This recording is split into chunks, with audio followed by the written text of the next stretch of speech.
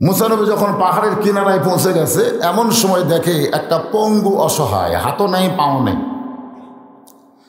ওই লোকটা মুসা নবীকে বলতেছে যে আপনি যখন আল্লাহর কাছে যাচ্ছেন, আমার কথাটা আল্লাহকে একটু বলবেন যে আল্লাহ আমাকে এরকম পঙ্গু করে দুনিয়াতে পাঠানোর কারণ কি? আমার দ্বারা কি আল্লাহর কোনো কাজ নাই? আমি তো কিছুই করতে পারি না, খামাখা এরকম করে দুনিয়াতে পাঠানোর কারণ কি? এটা একটু শুনবেন। একবার মুসা নবী তুর পর্বতে যাচ্ছেন। জোরেখন কোথায় যাচ্ছেন? যাওয়ার সময় একটা লোক রাস্তায় দাঁড়ায় দাঁড়ায় কাঁদতেছে। মুসা নবী তাকে জিজ্ঞাসা করলেন, কান্দো কেন? বলে, কান্দার কারণ হলো আল্লাহ আমাকে এত সম্পদ দিছে যে সম্পদের কারণে আমি আল্লাহর গোলামি ঠিক মতো করতে পারতেছি না। আপনি একটু আল্লাহর কাছে গিয়ে বলবেন আল্লাহ যেন আমার সম্পদ কমায় দেয়। আমরা সম্পদ বেশি হলে খুশি হই না বেজার হই? আর ওই লোকটা বেজার।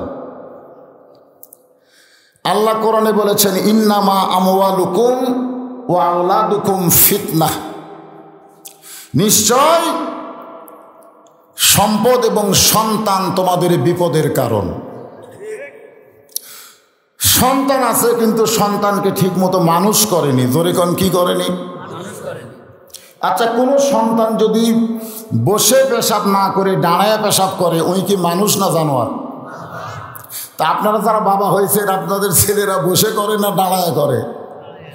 আপনারা কি খোঁজ নিছেন? এই সন্তান হচ্ছে একটা বিপদ, আর এক বিপদের নাম হলো সম্পদ। আজকে সম্পদ আছে, এই সম্পদের মালিককে কোনো সময় যদি আপনি মনে করেন যে আমার সম্পদ, তাহলেই বিপদ। কিছুদূর যাওয়ার পরে মুসা নবী দেখতেছে এক মেয়ে মানুষ রাস্তায় দাঁড়ায় দাঁড়ায় কাঁদতেছে। মুসা নবী তাকে জিজ্ঞাসা করলেন, মা তুমি কাঁদো কেন? বলে, আল্লাহ আমারে এত গরিব করছে, আমার খাওয়া দাওয়ার কিছুই নাই, যে বাড়ির থেকে সে বাড়িটাও ভাঙ্গা।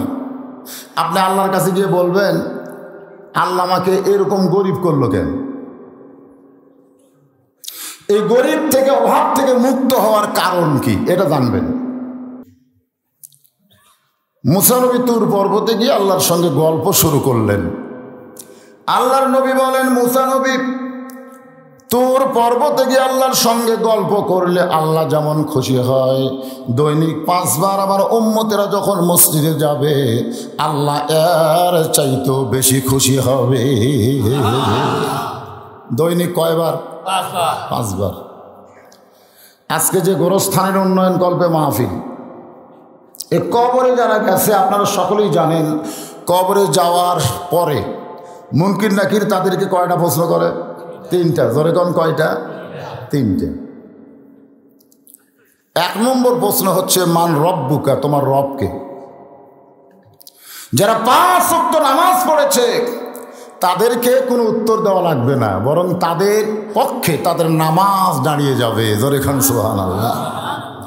নামাজ বলবে, মুনকির নাকির কাকে রব সম্পর্কে প্রশ্ন করতেছ? যে নামাজের নিয়ত বাঁধার পরেই বলে আলহামদুলিল্লাহি রব্বিল, রুকুতে গিয়া বলে সুবহান রব্বিয়াল আজিম, সেজদাতে গিয়া বলে সুবহান রব্বিয়াল আলা। এ সারা জীবন 5 ওয়াক্ত করে নামাজ পড়ছে, কমপক্ষে 50 বছর। কয় বছর? তাহলে 50 বছরে কতবার রব রব কাছে হিসাব দে। মুনকির নাকির কয় আমরা কেমনি হিসাব দেব? তো প্রশ্ন করিস, হিসাব জানিস না? হিসাব না দেওয়া পর্যন্ত যাকে প্রশ্ন করেছ সে উত্তর দিবে না। মুনকির নাকির কয় আল্লাহ যে হারে নামাজ ধরছে, আল্লাহ কয় 1 নম্বর বাদ দে।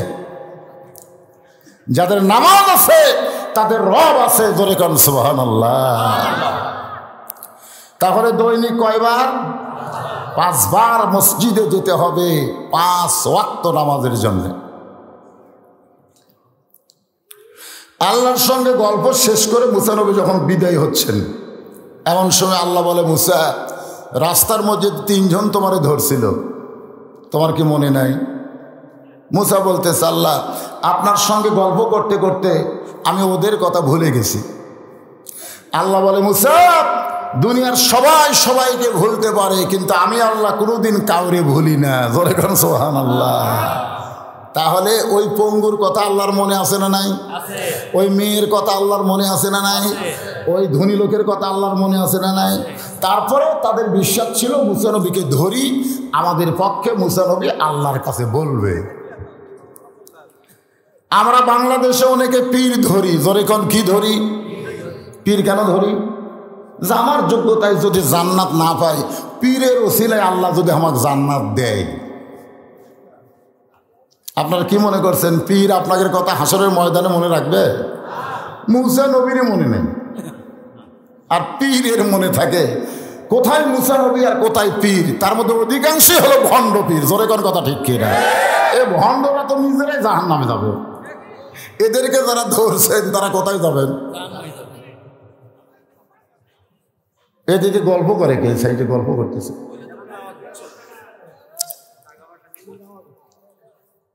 মুসা বলতেছে আসার সময় প্রথমে যিনি ধরেছেন, আল্লাহ আসার সময় যিনি প্রথমে যিনি ধরেছেন তার কথা পরে, শেষে যে ধরছে তার কথা হলো আগে। মুসা বলতেছে আল্লাহ হাত নাই পাও নাই পঙ্গু করে বানাচ্ছেন, ও দুনিয়াতে কোনো কাজ কাম করে অজ্ঞা কি করবেন? আল্লাহ বলতেছে মৃত্যুর পরে ওই পঙ্গু দিয়া আমি জাহান্নামের একটা স্যাট বন্ধ করব। জাহান্নামের একটা কি আছে? ছিদ্র আছে, ওই ছিদ্রটা অগ দিয়ে আমি বন্ধ করব। মুসা বলতেছে আল্লাহ দুনিয়াতেও তাকে কষ্ট দিলেন, মরার পরেও তাকে জাহান্নামের স্যাট বন্ধ করবেন? এই খবর এই পঙ্গুর আমি কেমনে দেই? আল্লাহ বলতেছেন তোমাকে খবর দিতে হবে, খবর দেওয়ার জন্যই তো তোমাকে দুনিয়াতে পাঠানো হয়েছে। এখন সুবহানাল্লাহ। আমাদের আল্লাহ যে একজন, এই খবর কি শুধু এক নবী দিছে না সব নবী দিয়েছে? বাবা আদম থেকে আমাদের নবী পর্যন্ত সমস্ত নবীরা খবর দিয়েছে। লা ইলাহা ইল্লাল্লাহ, লা ইলাহা। কয়জন? ধরে বলেন একজন। আসলে এই খবর দিতে গিয়ে খালি দুটা নবী পিটন খায়নি। কয় নবী? এই আল্লাহ একজন, এই খবর দিবার যে খালি দুই নবী জনগণ মারেনি, আর বাদ বাকি সব নবী মার খাইছে। আজকে আমরা এই কলেমা জিকির করতেছি, আমাদের কোনো মার আছে? কোনো মার নাই। বরং সবাই কয় লোকগুলা খুবই ভালো বারে, খালি ঝাঁকি দিয়ে জিকির করতেছে। তাহলে নবীদেরকে এই কলেমার কারণে মার দিল। আর এই কলেমার জিকির কইরা আমরা আপেল খাই, আমরা কমলা খাই, আমরা মানুষের প্রশংসা পাই। তার মানে নবীরা যেইভাবে কলেমা পড়েছে আমরা সেইভাবে কলেমা এখনো হক আদায় করতে পারিনি। জোরে বলেন ঠিক কিনা? লা ইলাহা ইল্লাল্লাহ মানে নাই কোনো আল্লাহ আল্লাহ ছাড়া, তা না, এর ব্যাপক অর্থ রয়েছে। জোরে বলেন কথা ঠিক? আমি আপনাদের বোঝানোর চেষ্টা করব ইনশাআল্লাহ। আজকে যে আয়াতে কারিমা তেলাওয়াত করেছি, আমাদের বগুড়া জেলায় কোনো মানুষ মরে গেলে মরার খবর শুনে সকলে বলে ইন্না লিল্লাহি ওয়া ইন্না ইলাইহি রাজিউন। আপনাদের সিরাজগঞ্জের খবর কি? একই খবর। আচ্ছা মনে করেন যদি আওয়ামী লীগ মরে, বিএনপি যদি মরে, জামাত ইসলাম মরলে, তাবলিগ পীর মুরিদি মরলে, তার মানে বোঝা গেল বাঁচতে আমরা বহুদল, আর মরার পরে একই আয়াত। সরকার কথা ঠিক। আমাদের বাংলাদেশে আমরা মরার পরে এক দল হবার চাই। এই যে হেদায়েতুল্লাহ নুরি বারবার ওয়াজ করলো বিসমিল্লাহি আলা মিল্লাতি রাসূলিল্লাহ। কবরে যখন দেওয়া হবে তখন এইটা বলে প্রত্যেকটা লাশকে কবরে নামাতে হবে। বিসমিল্লাহে আল্লাহর নামে, মিল্লাতে আলা রাসূলিল্লাহ, রাসূলের দলে তোমাকে রেখে গেলেন। আপনারা বলেন তো, জীবিত অবস্থায় ওই ব্যক্তি যদি শয়তানের দল করে, মনে করেন জীবিত অবস্থায় কার দল করছে, আর মরার পরে কার দলে রাখলো? তো রাসূল মনে হয় মরা দল নাকি? রাসূল কি মরার দল? তো রাসূল তো রাগ করে বলবে কে রে, যেত অবস্থায় আমার দলে না করে মরার পরে আমার দলে ভর্তি হবার চাই, রাসূল কি তার দলের মধ্যে নিবে? কথা বলেন। আর যারা জীবিত অবস্থায় নবীর দল করেছে, মরার পরে এটা বলা লাগবে না, রাসূল এসেই তাকে দলে ভর্তি করে নেবে। জোরে বলেন কথা ঠিক কি না? তো আমরা মরে যাওয়ার পরে তাদের জন্য বহু কিছু করতে চাই। মরে গেছে, ইন্না লিল্লাহি ওয়া ইন্না ইলাইহি রাজিউন।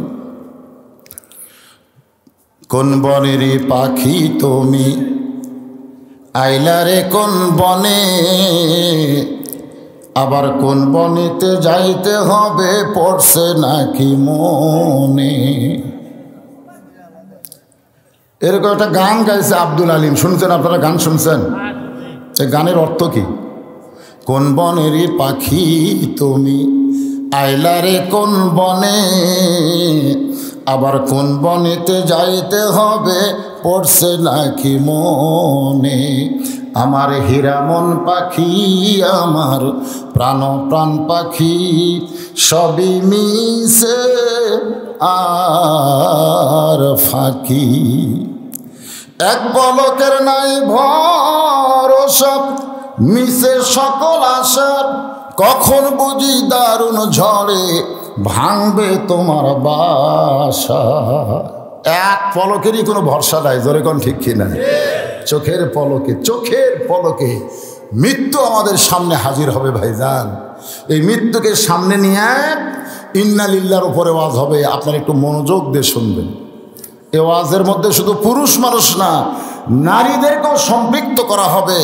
আমার মা বোনেরা যারা আছেন, আপনারা একটু মনোযোগ দিয়ে শুনবেন। এই আলো যায় এবার আসে কেন? হ্যাঁ, এই মেয়েরা রাস্তায় হাঁটতেছে এত রাত্রে। মেয়েদের জন্য আমি বলবো, মায়েরা শোনেন, আপনারা যে ওয়াজ শুনতে এসেছেন, আপনারা শ্রেষ্ঠ ওয়াজ আপনাদের জন্য আল্লাহ করেছে। অকর্ণা ফি বুয়ুতিকুন্না ওয়ালা তাবাররাজনা তাবাররুজাল জাহিলিয়াতিল উলা। এই ওয়াজটা কে করছে? আল্লাহ। জোরে বলেন, কে করছে? আল্লাহ। আল্লাহ বলেছেন মেয়েরা ঘরের মধ্যে থাকো, ঘরের বাহির যখন তোমরা হবে শুধু মুখে মাস্ক লাগালে হবে না, গোটা দেহ তোমাদের মাস্ক পরা লাগবে। জোরে কোন কথা ঠিক কিনা? আমরা সারা দেব ওয়াজ করছি ভাই রে, মেয়েরা পর্দা করো, মুখ ঢাকো, মুখ ঢাকো। আমাকে ওয়াজ দিয়ে কাম হয়নি, করোনা এসে কাম সারছে। জোরে কোন কথা ঠিক কিনা? আমি মাঝে মধ্যে করোনার জন্য দোয়া করি, মাঝে মধ্যে গোপনে আমি আল্লাহ বলে, আল্লাহ আরও কিছুদিন করোনা রাখো আল্লাহ। কারণ করোনা এসে একটা ভালো মানুষকে মারে নাই, যারাই মরছে অধিকাংশ খারাপ। জোরে কোন কথা ঠিক কিনা? আপনারা বলেন তো, 20 বছর পরে তালেবান আবার তাদের ক্ষমতা ফিরে পেল কেন? 20 বছর পর, 20 বছর পরে তালেবান, বোঝেন না তালেবান, ওরা ওদের ক্ষমতা আবার ফিরে পাওয়ার একটাই কারণ হলো করোনা। কারণ আমেরিকাকে এমন করোনা ধরছে ভাই, ওরা কোনো দেশকে আক্রমণ করা তো দূরের কথা, এরা নিজেরা খালি বাঁচার জন্য চেষ্টা করতেছে। জোরে কর কথা ঠিক না? তাহলে আমেরিকাতে করোনা কিয়ামত পর্যন্ত থাকার দরকার আছে না নাই? জোরে কোন আছে না নাই? আমি একসময় দোয়া করলাম, আল্লাহ এই করোনার হাত থেকে মুসলমানদের হেফাজত করো। সাইড থেকে একজন বলতেছে, হুজুর শুধু মুসলমান কেন, গোটা পৃথিবীর সমস্ত মানুষকে আল্লাহ হেফাজত করুক। আমি বললাম, সেই দোয়া আপনি করেন, আমি করব না। কি কারণ আমেরিকা সাইজ হয়নি? আপনারা বলেন তো, করোনা আসার পর থেকে আমেরিকা কোনো দেশতে একটা বোমা মারছে? কেন মারেনি? ওরা নিজেরাই বাঁচার ধান্দাত পড়ে গেছে, আর মারার ধান্দাত আছে। আমাদের বাংলাদেশেও সবাইকে করোনা ধরতেছে না, বুঝে বেছে ধরতেছে। ধরে কোন কথা ঠিক কিনা? আপনি খেয়াল করে দেখেন, আমাদের বগুড়া জেলায় 342 জন করোনা হয়ে মরছে, তার মধ্যে একটাও ফকির নেই। আমি ডাক্তারের কাছে মোবাইল করছিলাম, ডাক্তার আমার বলছে, হুজুর একটাও ফকির মরেনি। তো মরল তারা, বলে হুজুর মরলে যারা মরছে খুব বিপদ। আমাকে ডাক্তারের মধ্যেই 19 জন মরছে। ওরকে ডাক্তারের মধ্যে কয়জন মরছে? কিরে, যে ডাক্তারের কাছে আমরা অসুখ হলে যাই, ওরা আগে মরতেছে। বলে হুজুর যাদের বুক এটি পেট এটি, এদের মধ্যে মরছে বেশি। মানে বুক আর পেট সমান নাই, মানে ইচ্ছা মতো খাচ্ছে, এরাই বেশি মরছে। বড় বড় নেতা, বড় বড় বিজনেসম্যান, এরাই বেশি মারা গেছে। গরিব গুরবা খুব একটা মরেনি। যে কথা বলতেছিলাম একটু মনোযোগ দিবেন। ইজা আসাবাতুহুম মুসিবাতুন পড়েন, ইজা আসাবাতুহুম মুসিবাতুন ক্বালু ইন্না লিল্লাহি ওয়া ইন্না ইলাইহি রাজিউন। আল্লাহ বলতেছেন তোমাদের উপরে যখন বিপদ আপদ মুসিবত আসবে কলু, তখন তোমরা বলবে ইন্না লিল্লাহি ওয়া ইন্না ইলাইহি রাজিউন। আপনার বলেন তো, মানুষ মরা কি বিপদ? বিপদ না। মানুষ মরা হলো বাল তুসিরুনাল হায়াতাদ দুনিয়া ওয়াল আখিরাতু খায়রুন ওয়া আবকা। মুসলমানদের মধ্যে যারা মারা যাবে তারা দুনিয়াটাই বিপদ হবে, মরার পরে তারা জান্নাত পাবে। জোরে কোন কথা ঠিক কিনা? তা আমাদের মুসলমান মরলেই তো শান্তিরে পাবো।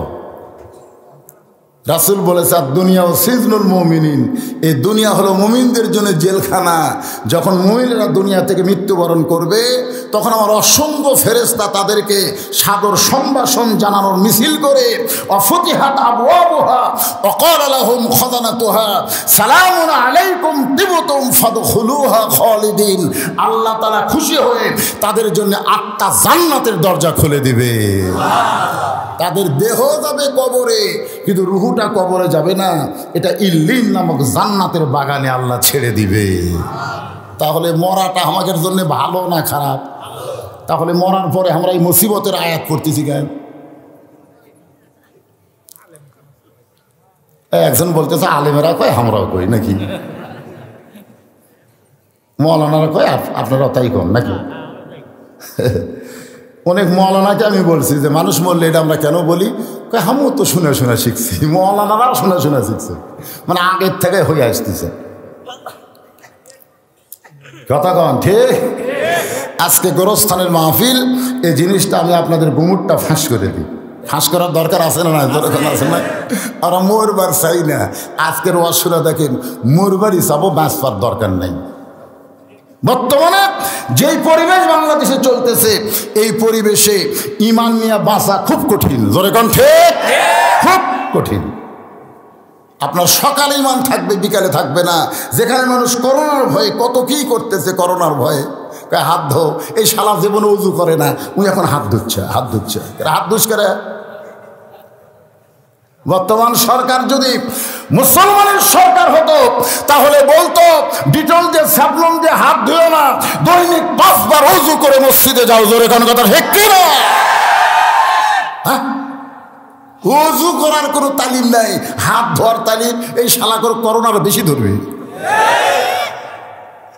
ডিটল দিয়া কই, ডিটলে 99%, সাবলনে 99%, লাইট বয়ে 99%। আমি 3টে দিয়ে হাত ধুচ্ছি, 399 কত পার্সেন্ট হয়?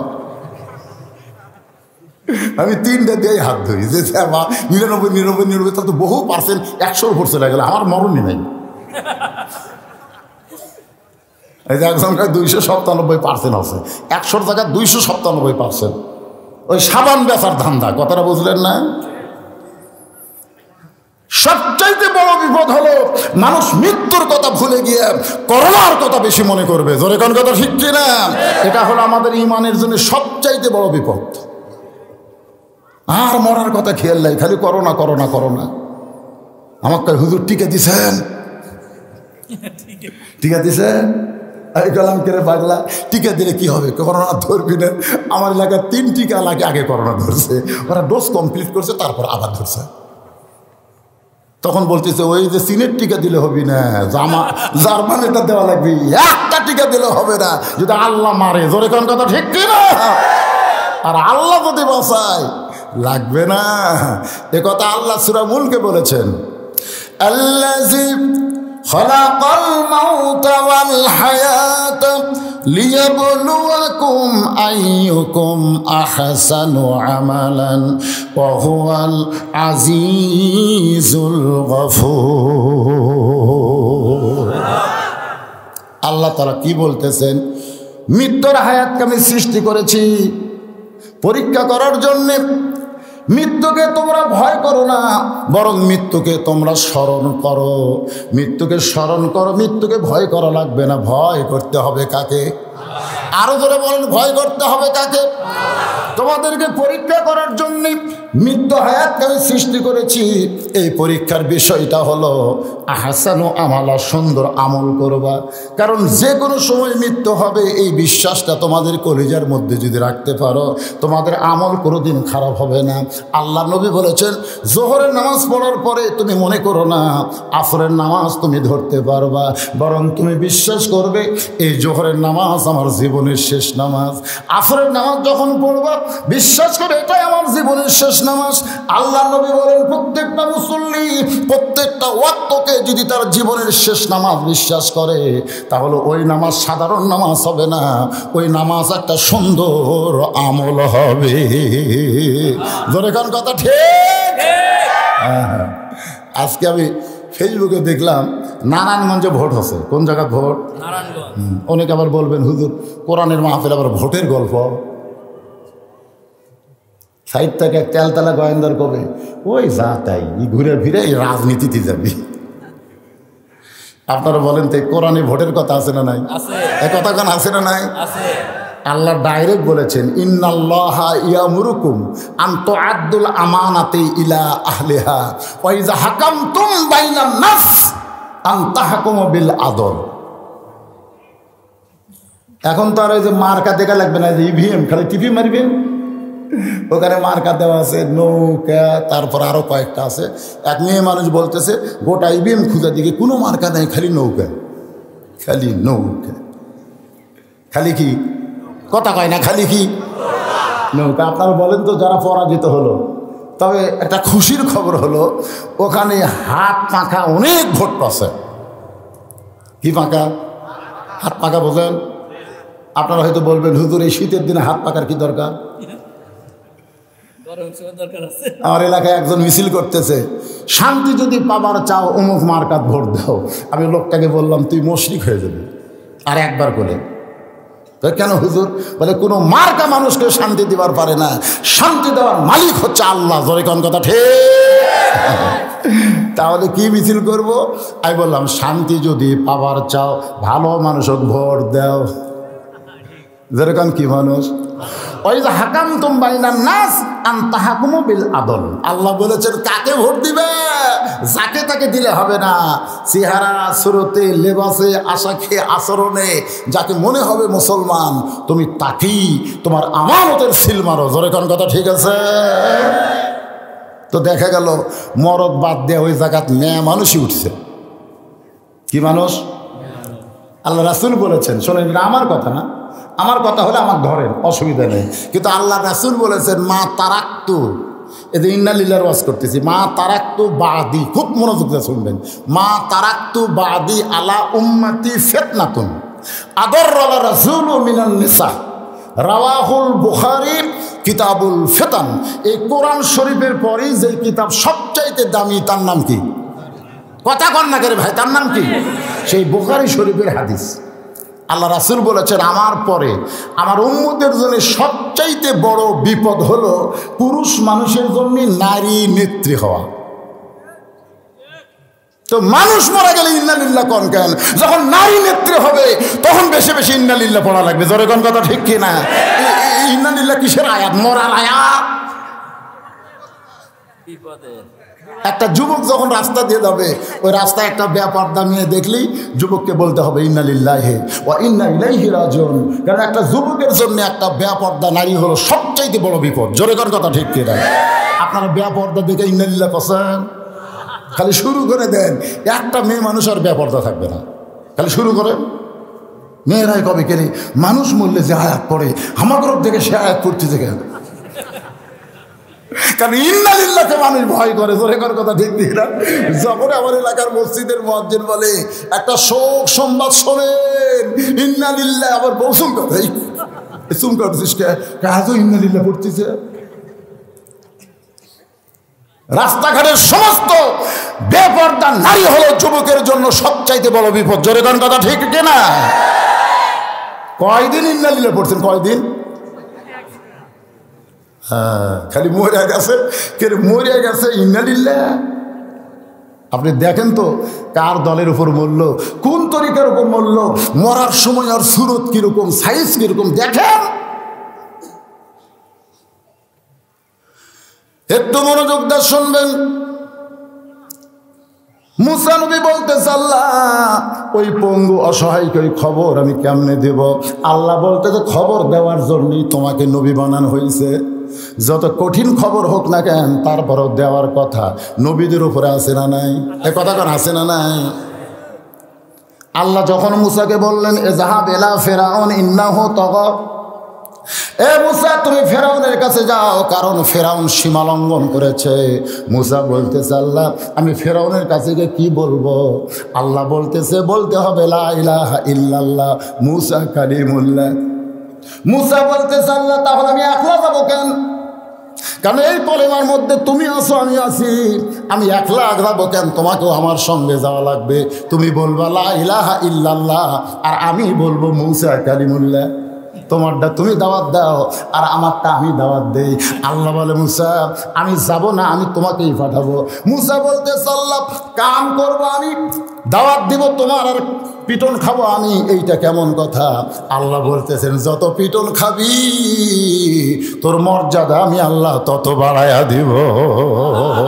ওয়ালা তাকুলু লিমান ইউকতালু ফি সাবিলিল্লাহি আমওয়াতুন বাল আহইয়াউ ওয়ালাকিন লা তাশউরুন। আচ্ছা, এত আস্তে করলেন কেন আপনারা? আল্লাহু আকবারকে আস্তে কর জিনিস? এটা জোরে, যত জোরে বলবেন শয়তান তত দূরে চলে যাবে।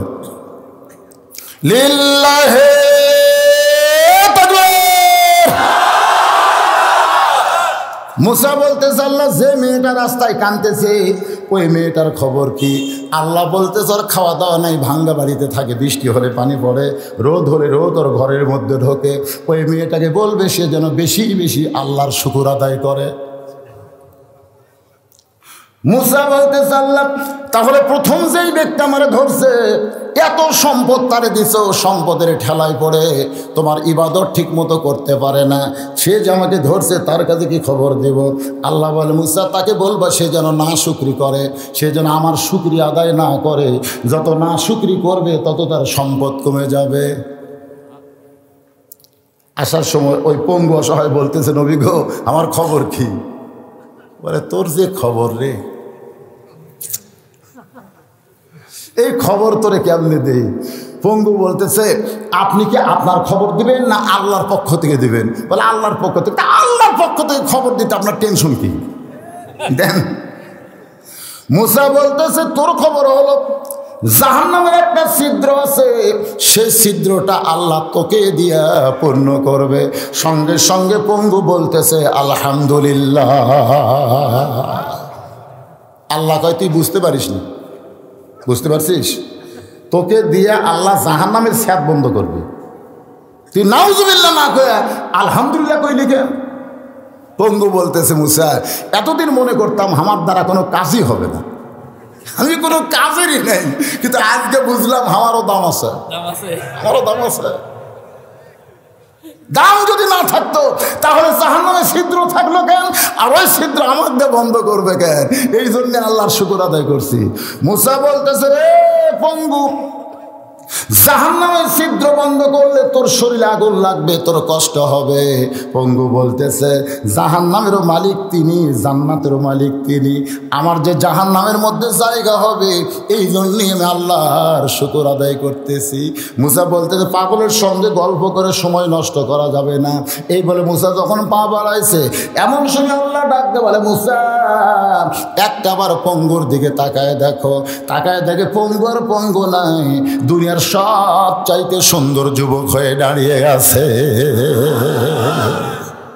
মুসা বলে, মাবুদ তুমি পঙ্গুটারে সুন্দর যুবক বানায় দিলা। আল্লাহ বলে, না শুকরি না করে শুকুর আদায় করেছে।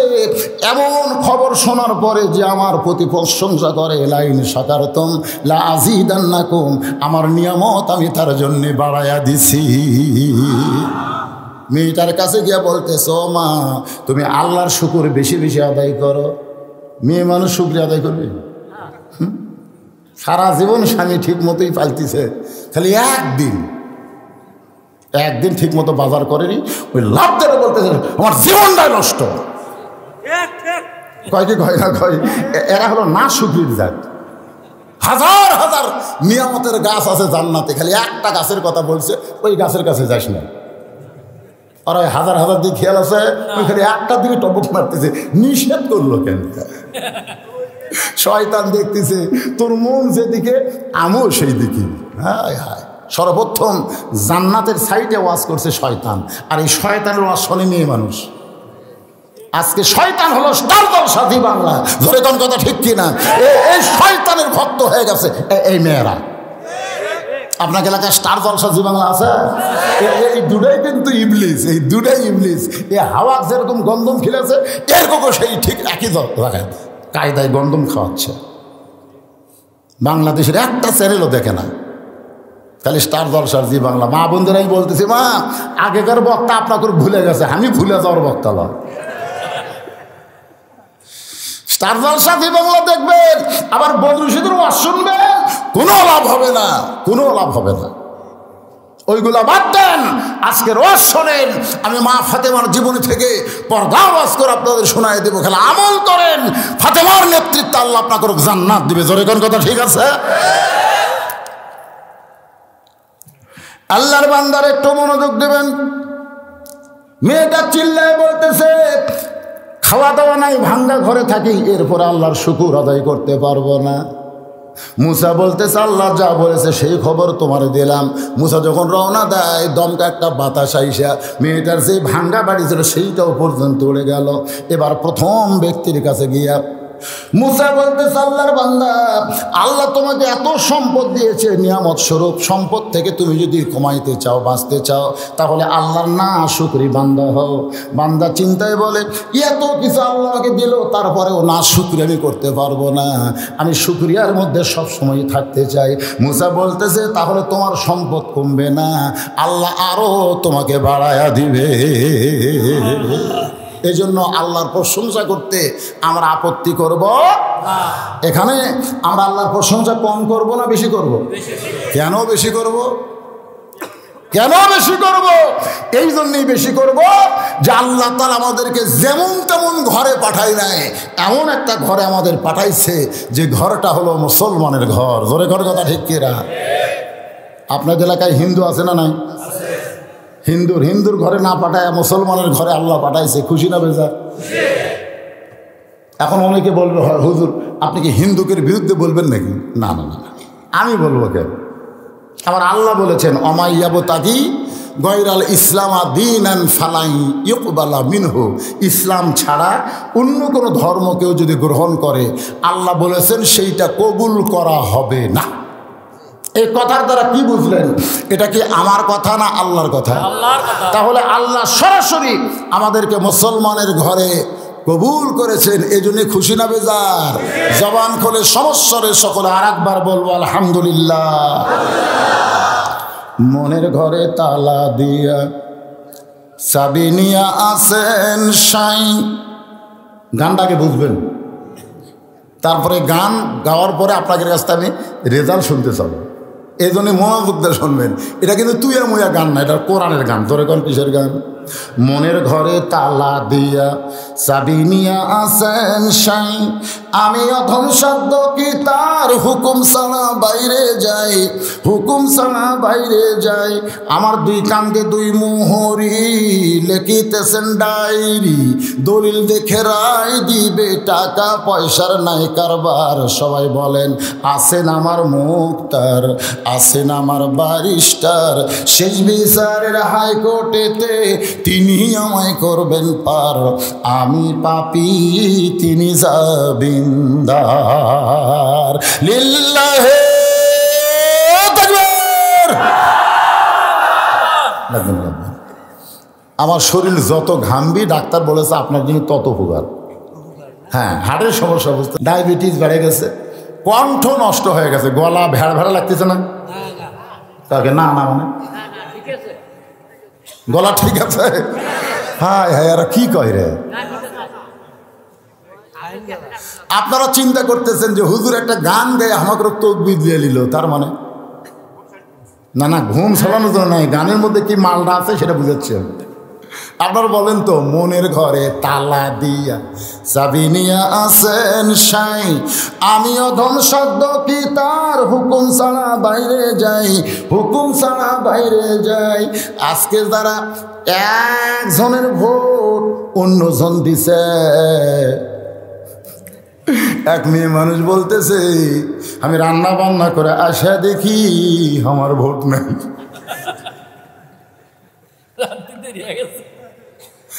রান্না বান্না দেখেন, সব ফেসবুক খুলে দেখে, ও বলতে থাকে রান্না বান্না করে আসা দেখি আমার ভোটই নেই, আমারটা নাকি দিছে। আপনারা বলেন তো, ওই মেয়ে মানুষের ভোট যে দিছে, দুই কান্দের ফেরেশতা কি বসে আছে? যা পিটন খাওয়া খাবি ভাই।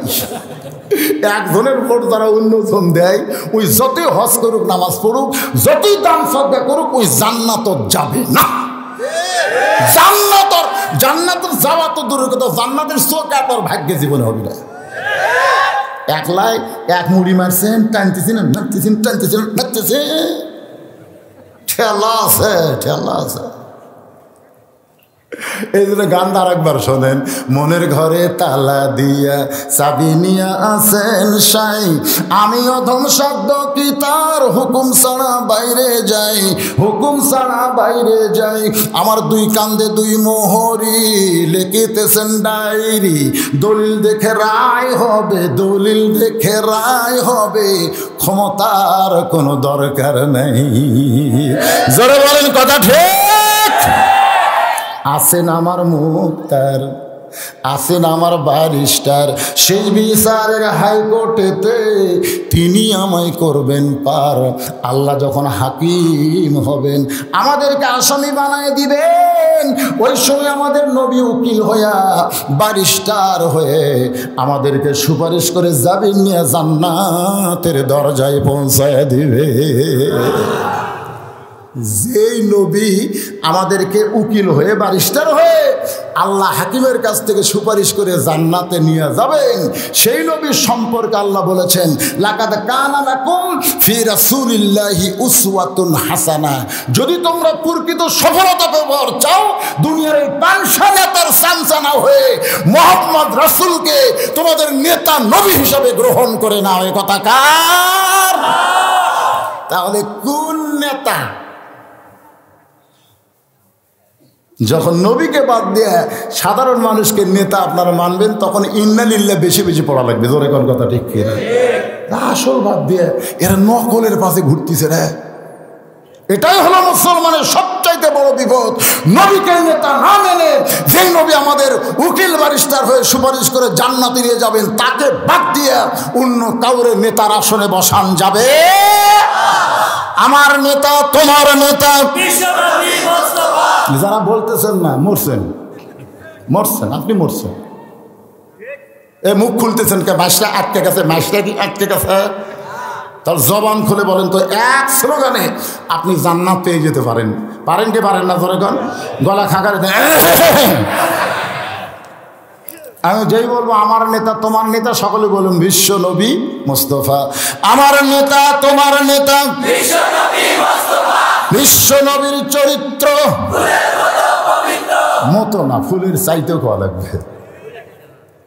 হ্যাঁ, ফুলের চাইতেও বিশ্ব নবীর চরিত্র। আপনারা সবাই বলবেন ফুলের চাইতেও পবিত্র। ওয়া ইন্নাকা লাআলা খুলুকিন আযীম। খাড়া হয়ে পেশাব করে, এক ওয়াক্ত নামাজ পড়ে না। ওই নেতার সামনে মাইক ধরে বলতেছে আমার নেতার চরিত্র ফুলের মতন পবিত্র। আপনার বলেন তো, যার চরিত্র কুত্তার মতন, তাকে ফুলের মতো পবিত্র বলা, এটা কি রহমত না বিপদ? তাহলে এইরকম নেতার সামনে এরকম সামসা যখন স্লোগান দিবে, তখন ইন্না লিল্লাহ কি বন্ধ থাকবে না চালু হবে? হ্যাঁ, ইন্না লিল্লাহ, বিপদ আপদ মুসিবত ক্বালু ইন্না লিল্লাহি ওয়া ইন্না ইলাইহি রাজিউন। একটু মনোযোগ দিয়ে শুনবেন। আমি সেই ইন্নালিল্লাহ ওয়াজ করতেছি। সে ওয়াজ করতে গিয়ে আপনাদের বোঝাবার চাই, বর্তমানে বাংলাদেশ যে পরিবেশ চলতেছে, এই পরিবেশে যদি আমরা মৃত্যুবরণ করে কবরে যাই, এই পরিবেশে যদি মৃত্যুবরণ করে আমরা কবরে যাই, কবরে যারা গেছে তারা কি অবস্থায় গেছে সেটা ভিন্ন কথা, কিন্তু আমরা এখনও কবরে যাই নাই। কবরে যাওয়ার আগে আমাদেরকে সাইজ হয়ে যাওয়ার দরকার আছে না নাই? ওদের একটা গজল শুনছেন আপনারা, কিন্তু যেদিন ডাক পড়িবে কবর মাঝে যাইতে, জোগাড় কিছু করছো বন্ধু তার মাঝে বিছাইতে।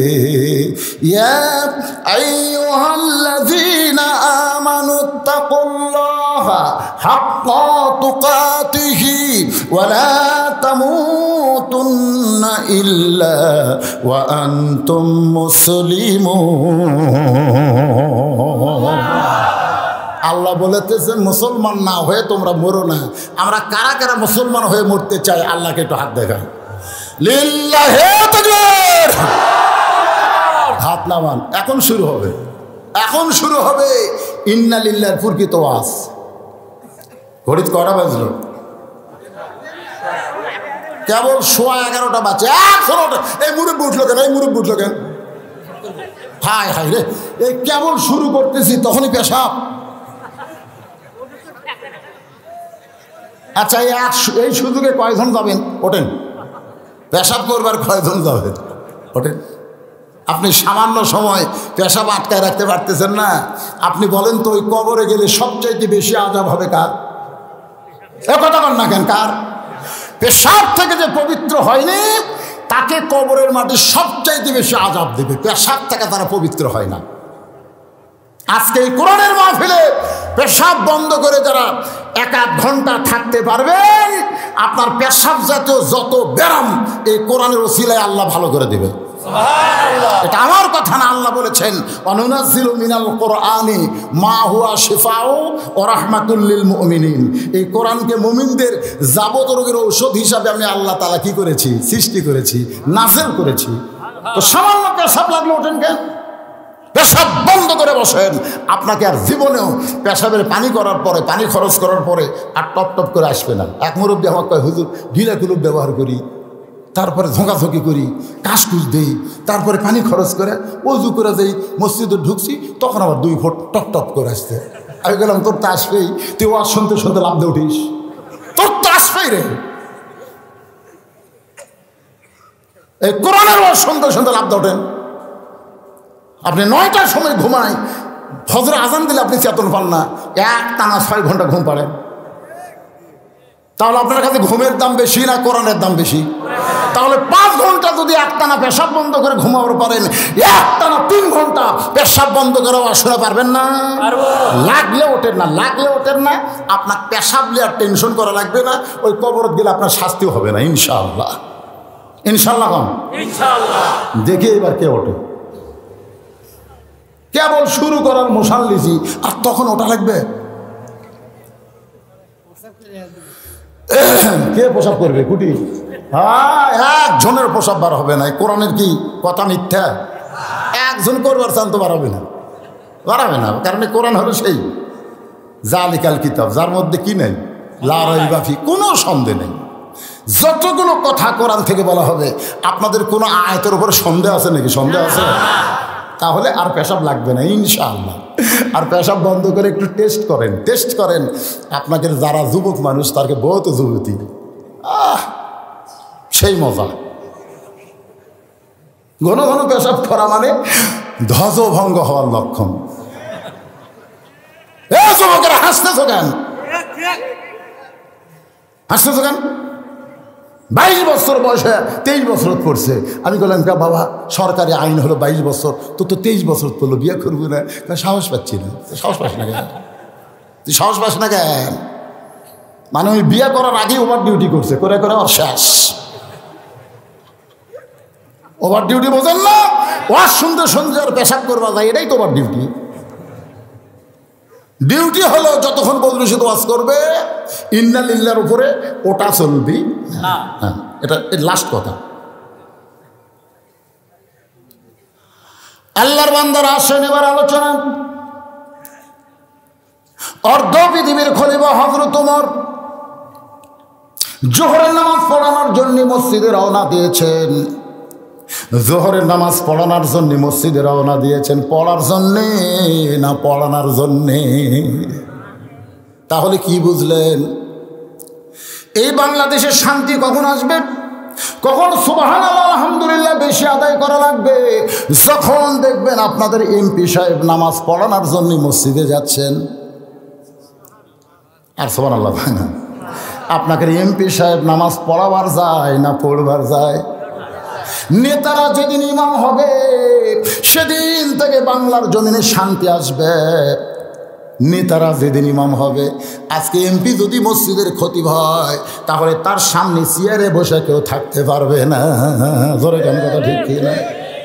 কিন্তু সাধারণ গরিব মানুষের একজন সন্তান হচ্ছে ইমাম, সভাপতি এক চেয়ার লিখে, সেটার এক চেয়ার, কেশিয়ারও চেয়ার, ওরা তিনজন চেয়ারত বসে নামাজ পড়ে, তিনজন কাঠ বসে নামাজ পড়ে। আপনারা বলেন তো মসজিদের চেয়ার ঢোকা এটা কি সুন্নত না বেদাত? কথা কন না কেন, সুন্নত না বেদাত? নবীর সময় সাহাবীর সময় একটা চেয়ার মসজিদ ছিল না। আল্লাহ নবী অসুস্থ হওয়ার পরেও চেয়ারে নামাজ পড়ে নাই। রাসূল বলেছেন নামাজের ভিতরে বাহিরে 13টা ফরজ, তার মধ্যে একটা ফরজ হলো দাঁড়িয়ে নামাজ পড়া। জোরে কোন কথা ঠিক কিনা? আর এই সারা চেয়ার নিছে ইমাম সাহেব গরিবের ছেলে, চিন্তা করতেছে সভাপতি চেয়ারত বসে নামাজ পড়ে, ওর বিরুদ্ধে ফতোয়া মারলে তো আমার চাকরি থাকবি না। আজকে সরকার বেকায়দায় সব গরিব মানুষকে ভালো জায়গার নেতা বানাচ্ছে আর খারাপগুলা বাহিরের নেতা বানাচ্ছে। ধরে কোন কথা ঠিক কিনা? বাংলাদেশের সমস্ত মসজিদের নেতৃত্ব কার হাতে? ধনীর হাতে না গরিবের হাতে? কথা কয় না। আজকে যদি এমপি সাহেব খতিব হতো তার সামনে চেয়ার লেখে বসতো? কিন্তু গরিব মানুষ যে। ওমর ফারুক জোহরের নামাজ পড়ানোর জন্য মসজিদে রওনা দিয়েছে। এমন সময় হযরত ওমর দেখতে পায় একজন যুবক তার সামনে হাঁটতেছে, কিন্তু হাঁটার কোনো সাইজ নাই, হাঁটার কোনো সাইজ নাই, কখনো ডানেও যায় কখনো বামেও যায়। আপনারা যারা মুসলমান, যখন কোরআনের রাষ্ট্র চালু হবে তখন মুসলমানেরা রাস্তার কোন সাইড দিয়ে হাঁটবে? বর্তমানে কোন সাইড দিয়ে হাঁটতেছে? বাম সাইডে হাঁটতেছে। আপনারা বলেন তো বাম সাইডে হেঁটে হেঁটে মসজিদের মধ্যে ঢোকার সময় আপনি কোন পায়ে ঢুকবেন? ফেরেশতা বলবে আল্লাহ বেশি জায়গা এরা বাম সাইডে হাঁটলো আর ছোট জায়গার মধ্যে এরা ডান পায়ে ঢুকলো, এদের রেজাল্ট কি? আল্লাহ বলতেছেন অমিনান নাসি মাইয়াকুলু আমান্না বিল্লাহি ওয়া বিল ইয়াউমিল আখিরি ওয়া মা হুম বিমুমিনিন। আল্লাহ বলতেছেন এরা আল্লাহকে বিশ্বাস করবে, আখিরাতকে বিশ্বাস করবে। আমি আল্লাহ বলতেছি তারপরও এরা মুমিন নয়, কারণ বাম সাইডে শয়তানের আইন মানবে আর মসজিদে এসে ডান পায়ে ঢুকবে। এরা হলো মোনা কাম সারছে রে। হয়তো বলবেন হুজুর সরকারি আইন, আপনাদের কাছে আল্লাহর আইনের চাইতে সরকারি আইন যখন বড় হবে তখন মুসলমানিত্ব থাকবে? কতক্ষণ থাকবে? যদি আপনি না মানেন তাহলে এই আইনের বিরুদ্ধে আপনাকে আন্দোলন করতে হবে। এই আন্দোলন যারা করে তাদের দলে আপনাকে ভর্তি হওয়া লাগবে। সমস্ত মুসলমান যদি ডান সাইড দিয়ে হাঁটার আন্দোলন করে, সরকার ইচ্ছা করলে আইন পরিবর্তন করে আল্লাহর আইন চালু হয়ে যাবে। কিন্তু আন্দোলন কোনদিন করছেন? আন্দোলন যদি আপনি করেন, রাসূল বলেছেন মান সাআলাল্লাহু তাআলা আশ-শাহাদাতা বিসিদকিন বাল্লাগাহুল্লাহু মানাজিলাশ শুহাদা ওয়া ইম্মা তাআলা ফিরাশিহি। আল্লাহর দুনিয়ায় আল্লাহর দ্বীনকে গালিব করার জন্য যারা ইসলামী আন্দোলন করে শাহাদাতের তামান্নায়, এরা যদি ওয়া ইম্মা তাআলা ফিরাশিহি, যদি সে নিজের বিছানায় মৃত্যুবরণ করে, বাল্লাগাহুল্লাহু মানাজিলাশ শুহাদা, হাসরের ময়দানে আল্লাহ তাআলা ইসলামী আন্দোলনের কর্মীদেরকে শাহাদাতের মর্যাদায় জান্নাত দিয়ে দিবে। তাহলে আন্দোলন করার দরকার আছে না নাই? কতক্ষণ আছে না নাই? দুইটা দুইটা আন্দোলন বাংলাদেশে চলতেছে, একটা হলো ডানপন্থী আর একটা হলো বামপন্থী। যারা ডানপন্থী আন্দোলন করবে হাসরের ময়দানে আল্লাহ তাদের ডান হাতে আমল দিবে, ওরা হাসতে হাসতে জান্নাতে চলে যাবে। আর যারা বামপন্থী আন্দোলন করবে ওদের বাম হাতে আমল নেওয়া দেওয়া হবে, ওরা কানতে কানতে জাহান্নামে যাবে। আমার সামনে যারা বসে আছেন এখন বলেন আমরা ডানপন্থী হব না বামপন্থী হব? কারা কারা ডানপন্থী হবেন দুই হাত তুলে আল্লাহরে দেখান। লিল্লাহি তাকবীর। হাত নামান।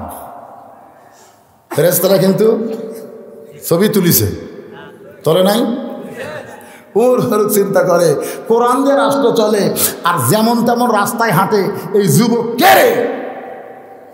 এই যুবক কে?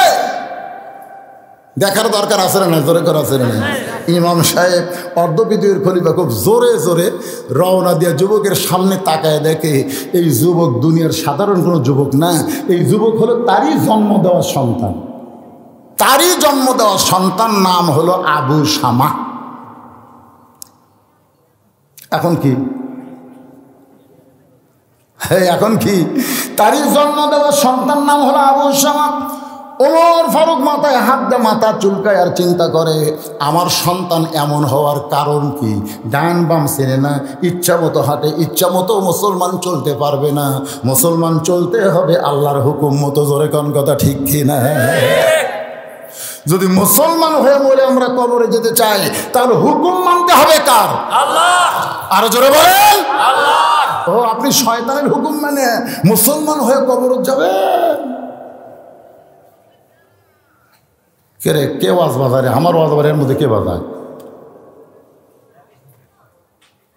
বাবা তোমরা তোমাদের মধ্যে থেকে আসতেছে নাকি? ডিস্টার্ব করবে। এই তুমি আবার কার ওয়াজ বাজাও? তা আমার ওয়াজ এটি আমি করতেছি না। মানুষ দেখেন কি সুন্দরভাবে বসে আছে, আর এই পরিবেশের মধ্যে কেউ দূষণ করো না, একটু মনোযোগ দিয়ে কথাগুলো শুনবেন। আমরা যদি শয়তানের হুকুম মানে মরি, মুসলমান হয়ে মরব? আর মুসলমান হয়ে যদি না মরে কবরত যাই, আমরা কত মানুষ দোয়া করলেই মুসলমান হবে? ও যে রানা প্লাজা যখন ধ্বংস হলো, এটা আদমদিকের মধ্যে, আদমদিকের এক ছেলে রানা প্লাজার মধ্যে মরে গেছে। ওই রানা প্লাজার কথা মনে নেই আপনাকে? বিল্ডিং ধসে যে মরলো, আমাকে আদমদিকের একটা ছেলে মারা গেছে। আমি ওখানে ওয়াজ করতে গেলে ওর ভাই আমার হাতে 500 টাকা দিয়ে কয়, হুজুর আমার ভাই তো রানা প্লাজার ভিতরে মরে গেছে, আপনি আমার ভাইয়ের নামে একটু দোয়া করবেন। এই 500 টাকা দিলেন। আমি টাকা পকেটে 500 থুছি, কিন্তু আখিরে মোনাজাতে ওর ভাইয়ের কথা আমার মনে নেই। আমি দোয়া করছি, আল্লাহ পৃথিবীর যারা মুসলমান হয়ে কবরে গেছে আল্লাহ সবার কবরকে তুমি জান্নাত বানায় দাও। কিন্তু ওর ভাইয়ের নাম ধরে দোয়া করিনি। টেস্ট থেকে যেই নামছি ওই দৌড়ে যা বলতেছে টাকা ফেরত দেন। আমি বললাম কিসের টাকা? বলে মনে নাই, আমার ভাইয়ের নাম ধরে দোয়ার কবর করেছিলাম। তা আপনি তো আমার ভাইয়ের নাম ধরেননি, টাকা দেন। আমি বলি মেয়ে এত গরম হয়েছে, টাকা দিচ্ছি, অসুবিধা কি? টাকা ওরে ফেরত দিয়ে বললাম তোর ভাইয়ের নাম ধরে দোয়া করলেও লাভ হবে না, আর নাম না ধরেও দোয়া করলে কাম হবে। তো বলতেছে হুজুর এটা কেমনে? আমি বললাম শোন, তোর ভাই যে রানা প্লাজায় মারা গেছে কখন মরছে জানিস? তা জানি না, মনে কর আমি বুঝাচ্ছি যে মারা গেছে রাত 10টায়, ঢুকছে আসরের পরে। তাহলে ওখানে ঢোকার পরে মাগরিব আর এশা দুটো নামাজ আছে না নাই? এই 2 নামাজ তোর ভাই যদি পড়ে মরে তাহলে তোর ভাইয়ের জন্য দোয়া করা লাগবে না, ওই নামাজের কারণেই তোর ভাই জান্নাতে চলে যাবে। আর তোর ভাই যদি ওই মাগরিব আর এশার নামাজ না পড়ে রাত 10টার সময় মরে, আমার মতন সমস্ত হুজুর যদি তোর ভাইয়ের জন্য দোয়া করে তারপরেও তোর ভাই জান্নাতে যাবে না। কারণ রাসূল বলেছে লা সালাতা লা ঈমানা, যার নামাজ নাই তার ঈমানই নাই, ওই সালাতের জন্য আবার দোয়া কি? জোরে কোন কথা ঠিক কি না? বাইনাল আব্দি ওয়াল কুফরি তরকু সালাত, বান্দার কাফের মধ্যে বিতর্ক করার জিনিসটার নামই হলো নামাজ। যার নামাজ নাই সে হলো ডাহা কাফের। জোরে কোন কথা ঠিক কি না? তো কাফের জন্য ওই বেনামাজি হয়ে না মরে গেল, ওর জন্য কোনো দোয়া আছে? আমরা কান্দে কান্দে দোয়া করলি জান্নাত পাবি। এই জন্য আল্লাহ বলতেছেন লা তামুতুন্না, মৃত্যুবরণ করো না ইল্লা ওয়া আনতুম মুসলিমুন। ওমর ফারুক চিন্তায় পড়ে গেল, আমার ছেলে এমন হওয়ার পেছনে কারণ কি? কি কারণ? এমন সময় তার মনের মধ্যে একটা গান শুরু হলো, বাবা আনন্দে মাতিয়া সাগরে ভাসাইয়া সেই যে চইলা যায়, খবর লয় না মাজন ধরিয়া উদরে, কতই কষ্ট করে 10 মাস পরে পায় প্রসবের বেদনা, এমন দরদি ভবে কেউ হবে না আমার মা, মা গো। সন্তান ভালো মন্দ হয় কার কারণে? বাপের না মায়ের?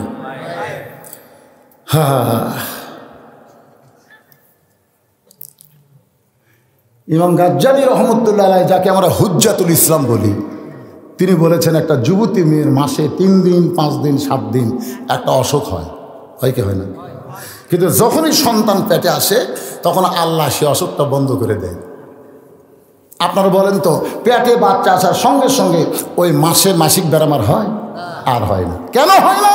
ইমাম গাজ্জালী বলেন, না হওয়ার পিছনে কারণ হলো, পেটে যতক্ষণ বাচ্চা থাকবে মার ইবাদতের যেন কোনো কমতি না হয়, কারণ মায়ের ইবাদতের সাথে পেটের বাচ্চার সম্পর্ক আল্লাহ করে দেয়। জোরে কোন সুবহানাল্লাহ। পেটে বাচ্চা নিয়ে মা যদি নামাজ পড়ে, যখন বাচ্চার বয়স 5 মাস 6 মাস হয়ে গেছে, তখন দেখবেন মা রুকু সেজদা করতে কষ্ট হয় না? এরপরে মা রুকু সেজদা যখন করে, পেটের মধ্যে বাচ্চা এরকম একটা চাপ খায়। ফেরেশতা বলে, আল্লাহ তোমার বান্দি ইবাদত করে আর পেটের মধ্যে একটা মাসুম বাচ্চা চাপ খাচ্ছে। আল্লাহ কয়, ফেরেশতা সাক্ষী থাক, যেই মা পেটে বাচ্চা নিয়ে নামাজ পড়তেছে, ওই মা শুধু একা নামাজ পড়তেছে না, পেটের বাচ্চাকেও নামাজি বানায় দিচ্ছে। জোরে কান সুবহানাল্লাহ।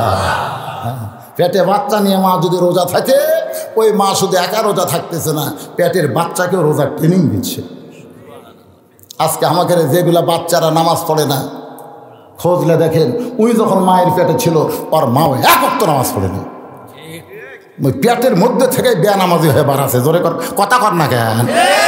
রমজান মাসে যারা রোজা থাকে না, দেখবেন ও যখন মায়ের পেটে ছিল ওর মাও রোজা থাকেনি, ও কি ভালো রাখার জন্য রোজা করেনি, রোজার মধ্যেই খাসে, উনি পেটের মধ্যে খাসে। একটা বাচ্চা যদি চোর হয়, বুঝবেন ওই চোর হয়েই বাড়াছে। ও যখন মায়ের পেটে ছিল তখন মা চুরি করে খাসে। এই জন্য একজন নেপোলিয়ান খ্রিস্টান বলেছে, তোমরা ভালো একটা সন্তান যদি চাও, ভালো একটা মায়ের দরকার। ধরে কোন কিসের দরকার? ভালো বাবার দরকার নাই, ভালো একটা মায়ের দরকার। আমার মায়েরা যারা পর্দার অন্তর আছেন গো মা, আপনারা সাধারণ কোনো মানুষ নয়, আপনাদের পায়ের তলে সন্তানের জান্নাত। আপনাদের পেটের ভিতর থেকে আমাদের নবী বের হয়েছে। জোরে কোন কথা ঠিক কিনা? আপনাদের পেট থেকে আল্লাহ বড় পীর আব্দুল কাদের জিলানীকে বের করেছে। আপনাদের পেটের ভিতর থেকে সমস্ত নবী রাসূল আউলিয়ারা এই দুনিয়াতে এসেছে। আজকে বাংলাদেশে লক্ষ লক্ষ হাফেজ ওই মায়ের পেটের বাচ্চারাই। জোরে বলেন ঠিক কিনা? আমরা সেই মায়ের বিরুদ্ধে কোনো কথা বলবো? মায়ের বিরুদ্ধে কোনো কথা বলবো না। কিন্তু যে মা সম্পর্কে আল্লাহ কোরআনে বললেন, রে মেয়েরা তোমরা ঘরের মধ্যে থাকো, তোমরা ঘরের বাহির হও না। কোনো প্রয়োজনে যদি ঘরের বাহির হও তাহলে হেজাব নিয়ে পর্দা নিয়ে বের হবে। মেয়েদের আমল কিন্তু বেশি না, মাত্র 4টা আমলের কথা আল্লাহ রাসূল বলেছেন। মেয়েরা 5 ওয়াক্ত নামাজ পড়বা, মেয়েরা রমজান মাসে রোজা করবা, মেয়েরা স্বামীর কথা মতো চলবা। আবার মেয়েদের জন্য বলা হয়েছে তোমরা সতীত্বের হেফাজত পর্দা মতো চলবা। এই 4টি আমল যদি মেয়েরা করতে পারে, আল্লাহ নবী বলেছেন আমার কলিজার টুকরা ফাতেমার সঙ্গে আল্লাহ জান্নাত দিয়ে দিবে। সেই মা ফাতেমার সঙ্গে যদি জান্নাতে যাবার চান, এই 4টা আমল করেন। এই 4টা আমলের কথা বলে নবী যখন হুজরাখানার মধ্যে ঢুকলো, তখন উম্মাহাতুল মুমিন আয়েশা নবীর সামনে এসে বলতেছে, ইয়া রাসূলুল্লাহ, এই 4টা আমলের বেশি কি মেয়েরা কোনো আমল করতে পারবে না? আল্লাহ নবী বলেন, আয়েশা তোমার কি মনে হয় আমি নবী নিজে কোনো কথা বলি না? আল্লাহ বলায়, আল্লাহ মেয়েদের ব্যাপারে 4টা কথাই আমার জবান থেকে বের করেছে, এর বেশি আর করার কোনো দরকার নাই। আয়েশা বলে, রাসূলুল্লাহ, আমিও হজ করতে চাই, আমি হজ করতে চাই। হুজুর আমি কি হজ করতে পারবো না? নবী বললেন তুমি যদি হজ করতে চাও তোমার হজের দায়িত্ব কিন্তু আমি নিব না। আয়েশা কান্না শুরু করে দিলেন। কঠিন হারে যখন কাঁদতেছে তখন আয়েশার ভাই আব্দুর রহমান এসে বলতেছে, ইয়া রাসূলুল্লাহ, আমার বোনটা 6 বছর বয়স আপনার সঙ্গে বিয়ে হয়েছে, 9 বছর আপনার সংসার হয়েছে, এখন আমার বোনের বয়স মাত্র 17 বছর চলতেছে। এই 17 বছর একজন যুবতী বোন আমার বড় আশা করেছে হজ করবে। যদি আপনি দায়িত্ব না নেন, আমি যদি তাকে সঙ্গে করে হজে নিবার চাই, তাহলে বলেন তো আমি কি নিয়ে যাওয়ার পারবো? রাসূল মুখটা ভার করে বললেন, আপত্তি নাই। মুখের মধ্যে কোনো হাসি নাই, মুখটা ভার করে বললেন, কারণ যেটা মেয়েদের জন্য আল্লাহ বলেই নেই সেটা মেয়েরা জোর করে যখন করতে চায়। রাসূল বললেন, মুহরিম কোনো ব্যক্তি যদি সঙ্গে থাকে তাহলে মেয়েটা হজ করতে পারবে। আয়েশাকে নিয়ে তার ভাই রওনা দিল। মসজিদে আয়েশা যেখানে নির্মিত হয়েছে ওই জায়গায় আসার সঙ্গে সঙ্গে মা আয়েশার মাসিক ব্যারাম শুরু হয়ে গেল। উটের পিঠ থেকে বললেন, ভাইজান আমার অসুখ শুরু হয়ে গেছে। আব্দুর রহমান বলতেছে কয়দিন লাগবে? আয়েশা বলতেছে 5 দিন। এখন আব্দুর রহমান চিল্লায় বলে, এই জন্যই নবী তোর দায়িত্ব লিবার চাই নাই। তোর এখন অসুখ শুরু হলো, তুই পবিত্র না হওয়া পর্যন্ত হজের কোনো কাজ করা যাবে না। এদিকে হজের সব কাম শেষ হয়ে গেছে, আয়েশার ভাগ্যে তার ভাইয়ের ভাগ্যে হজ করা হয় নাই। মা ফাতেমা নবীর কাছে এসে বলে, রাসূলুল্লাহ, মেয়েদের জন্য 4টি আমলের কথা আপনি বলেছেন, এই 4টি আমলের মধ্যে সবচাইতে গুরুত্বপূর্ণ আমল কোনটা? মা ফাতেমা কিন্তু বলতেছে না বাবা আমি হজ করতে যাব, বরং বললেন এই 4টি আমলের মধ্যে গুরুত্বপূর্ণ আমল কোনটা? আল্লাহ রাসূল বললেন 24 ঘন্টার মধ্যে 5 বার নামাজ আদায় করলে নামাজের হক আদায় হবে। 12 মাসে 1 মাস রোজা রাখলে রোজার হক আদায় হবে। স্বামী যখন কাছে থাকবে তখন স্বামীর খেদমত করলে স্বামীর হক আদায় হবে। কিন্তু ফাতেমা 24 ঘন্টার সবসময় আল্লাহর আইন পর্দার ভিতরে তোমাকে থাকা লাগবে। ও ফাতেমা, এই 4টি আমলের মধ্যে পর্দাটাই হলো মেয়েদের সব চাইতে গুরুত্বপূর্ণ আমল। ফাতেমা মুস্কি মুস্কি হাসির বলে, বাবা এই মুহূর্ত থেকে আপনার মেয়ে ফাতেমা পর্দার ভিতরে ঢুকে গেল। আল্লাহ রাসূল সঙ্গে সঙ্গে বললেন, আল্লাহুম্মা আমিন। যখনই ফাতেমা বললেন বাবা এই মুহূর্তে আপনার মেয়ে পর্দার মধ্যে ঢুকে গেল, সঙ্গে সঙ্গে নবী বললেন আমিন। 6 লক্ষ হাদিসের হাফেজা আয়েশাকে কিন্তু নারীদের আদর্শ বানানো হয় নাই, কিন্তু যে ফাতেমার কাছ থেকে একটা হাদিসও পাওয়া গেল না, যিনি সবসময় নবীর সঙ্গে থাকতেন, নবীর একটা হাদিসও ফাতেমা বর্ণনা করে নাই, সেই ফাতেমাকে আল্লাহ তাআলা খাতুনে জান্নাত, জান্নাতি নারীদের নেত্রী বানায়া দিছে। সুবহানাল্লাহ। এমনি ফাতেমার যখন 9 বছর তখন নবী ঘরের মধ্যে ঢুকে দেখে ফাতেমা হাতের মধ্যে 2টা চুরি দিয়ে মুস্কি মুস্কি হাসতেছে। 9 বছরের মেয়ে হাতে চুরি দিছে। আমার বাবা হলে কি বলতাম, খুব সুন্দর বানছে মা, খুব সুন্দর লাগছে, একটু দেখি তো মা। আল্লাহ নবী ফাতেমার হাতে চুরি দেখে ঘরের মধ্যে ঢুকলেন না, ঘরেই ঢুকলেন না। ফাতেমা চমকে গেল, যে বাবা ঘরে ঢুকে আমাকে মা মা বলে আদর করে, আর সেই বাবা ঘরে ঢুকলো না। বারান্দায় এসে দেখে নবীর চোখ দিয়ে দর দর করে পানি পড়তেছে। ফাতেমা বলে, বাবা কাঁদেন কেন? রাসূল শুধু বললেন যে দুনিয়াতে সাজবে মা, আল্লাহ তার আখিরাতের সাজ কমায় দিবে। তোমার বাবা আল্লাহর নবী বলে আল্লাহ তোমাকে ছাড় দিবে না। তুমি সত্যিই যদি মুক্তি পেতে চাও, তোমার বাবা আল্লাহ নবী বলে আল্লাহ তোমাকে ছাড় দেবে না। কবরের পাথেও জোগাড় করে তোমাকে কবরে যাওয়া লাগবে। সুবহানাল্লাহ। সঙ্গে সঙ্গে ফাতেমা হাতের 2টা চুড়ি খুলে মাটি ফাইলা দিলেন। নবী 2টা চুড়ি করে জামার পকেটের মধ্যে ঢুকাইলেন। ফাতেমা বলতেছেন, বাবা যেই চুড়ি হাতে দেওয়ার কারণে আপনি আমাকে সতর্ক করে দিলেন, এখন সেই চুড়ি ফাইলা দিলাম, আপনি কেন কুড়ে পকেটে ঢুকাইলেন? রাসূল বললেন, ফাতেমা তুমি আমার কাছে আসো। ফাতেমা যেই নবীর কাছে যায়, নবী ফাতেমার হাতে একটা চুমা খায়, কবলে একটা চুমা দিয়ে বলতেছে, ফাতেমা এই 2টা চুড়ি আমি যত্ন করে রাখবো মা। একদিন তোমার নাকে ফুল পরায় দিব, একদিন তোমার কানে দুল পরায় দিব, একদিন তোমার গলায় মালা পরায় দিব। ফাতেমা মুস্কি মুস্কি হাসের বলে, বাবা কবে কবে বাবা কবে? আল্লাহর নবী বললেন, যেদিন তোমার বিবাহ হবে। ও ফাতেমা, মেয়েরা কেবলমাত্র এক ব্যক্তির জন্য সাজতে পারবে, সেই ব্যক্তি হলো তার স্বামী।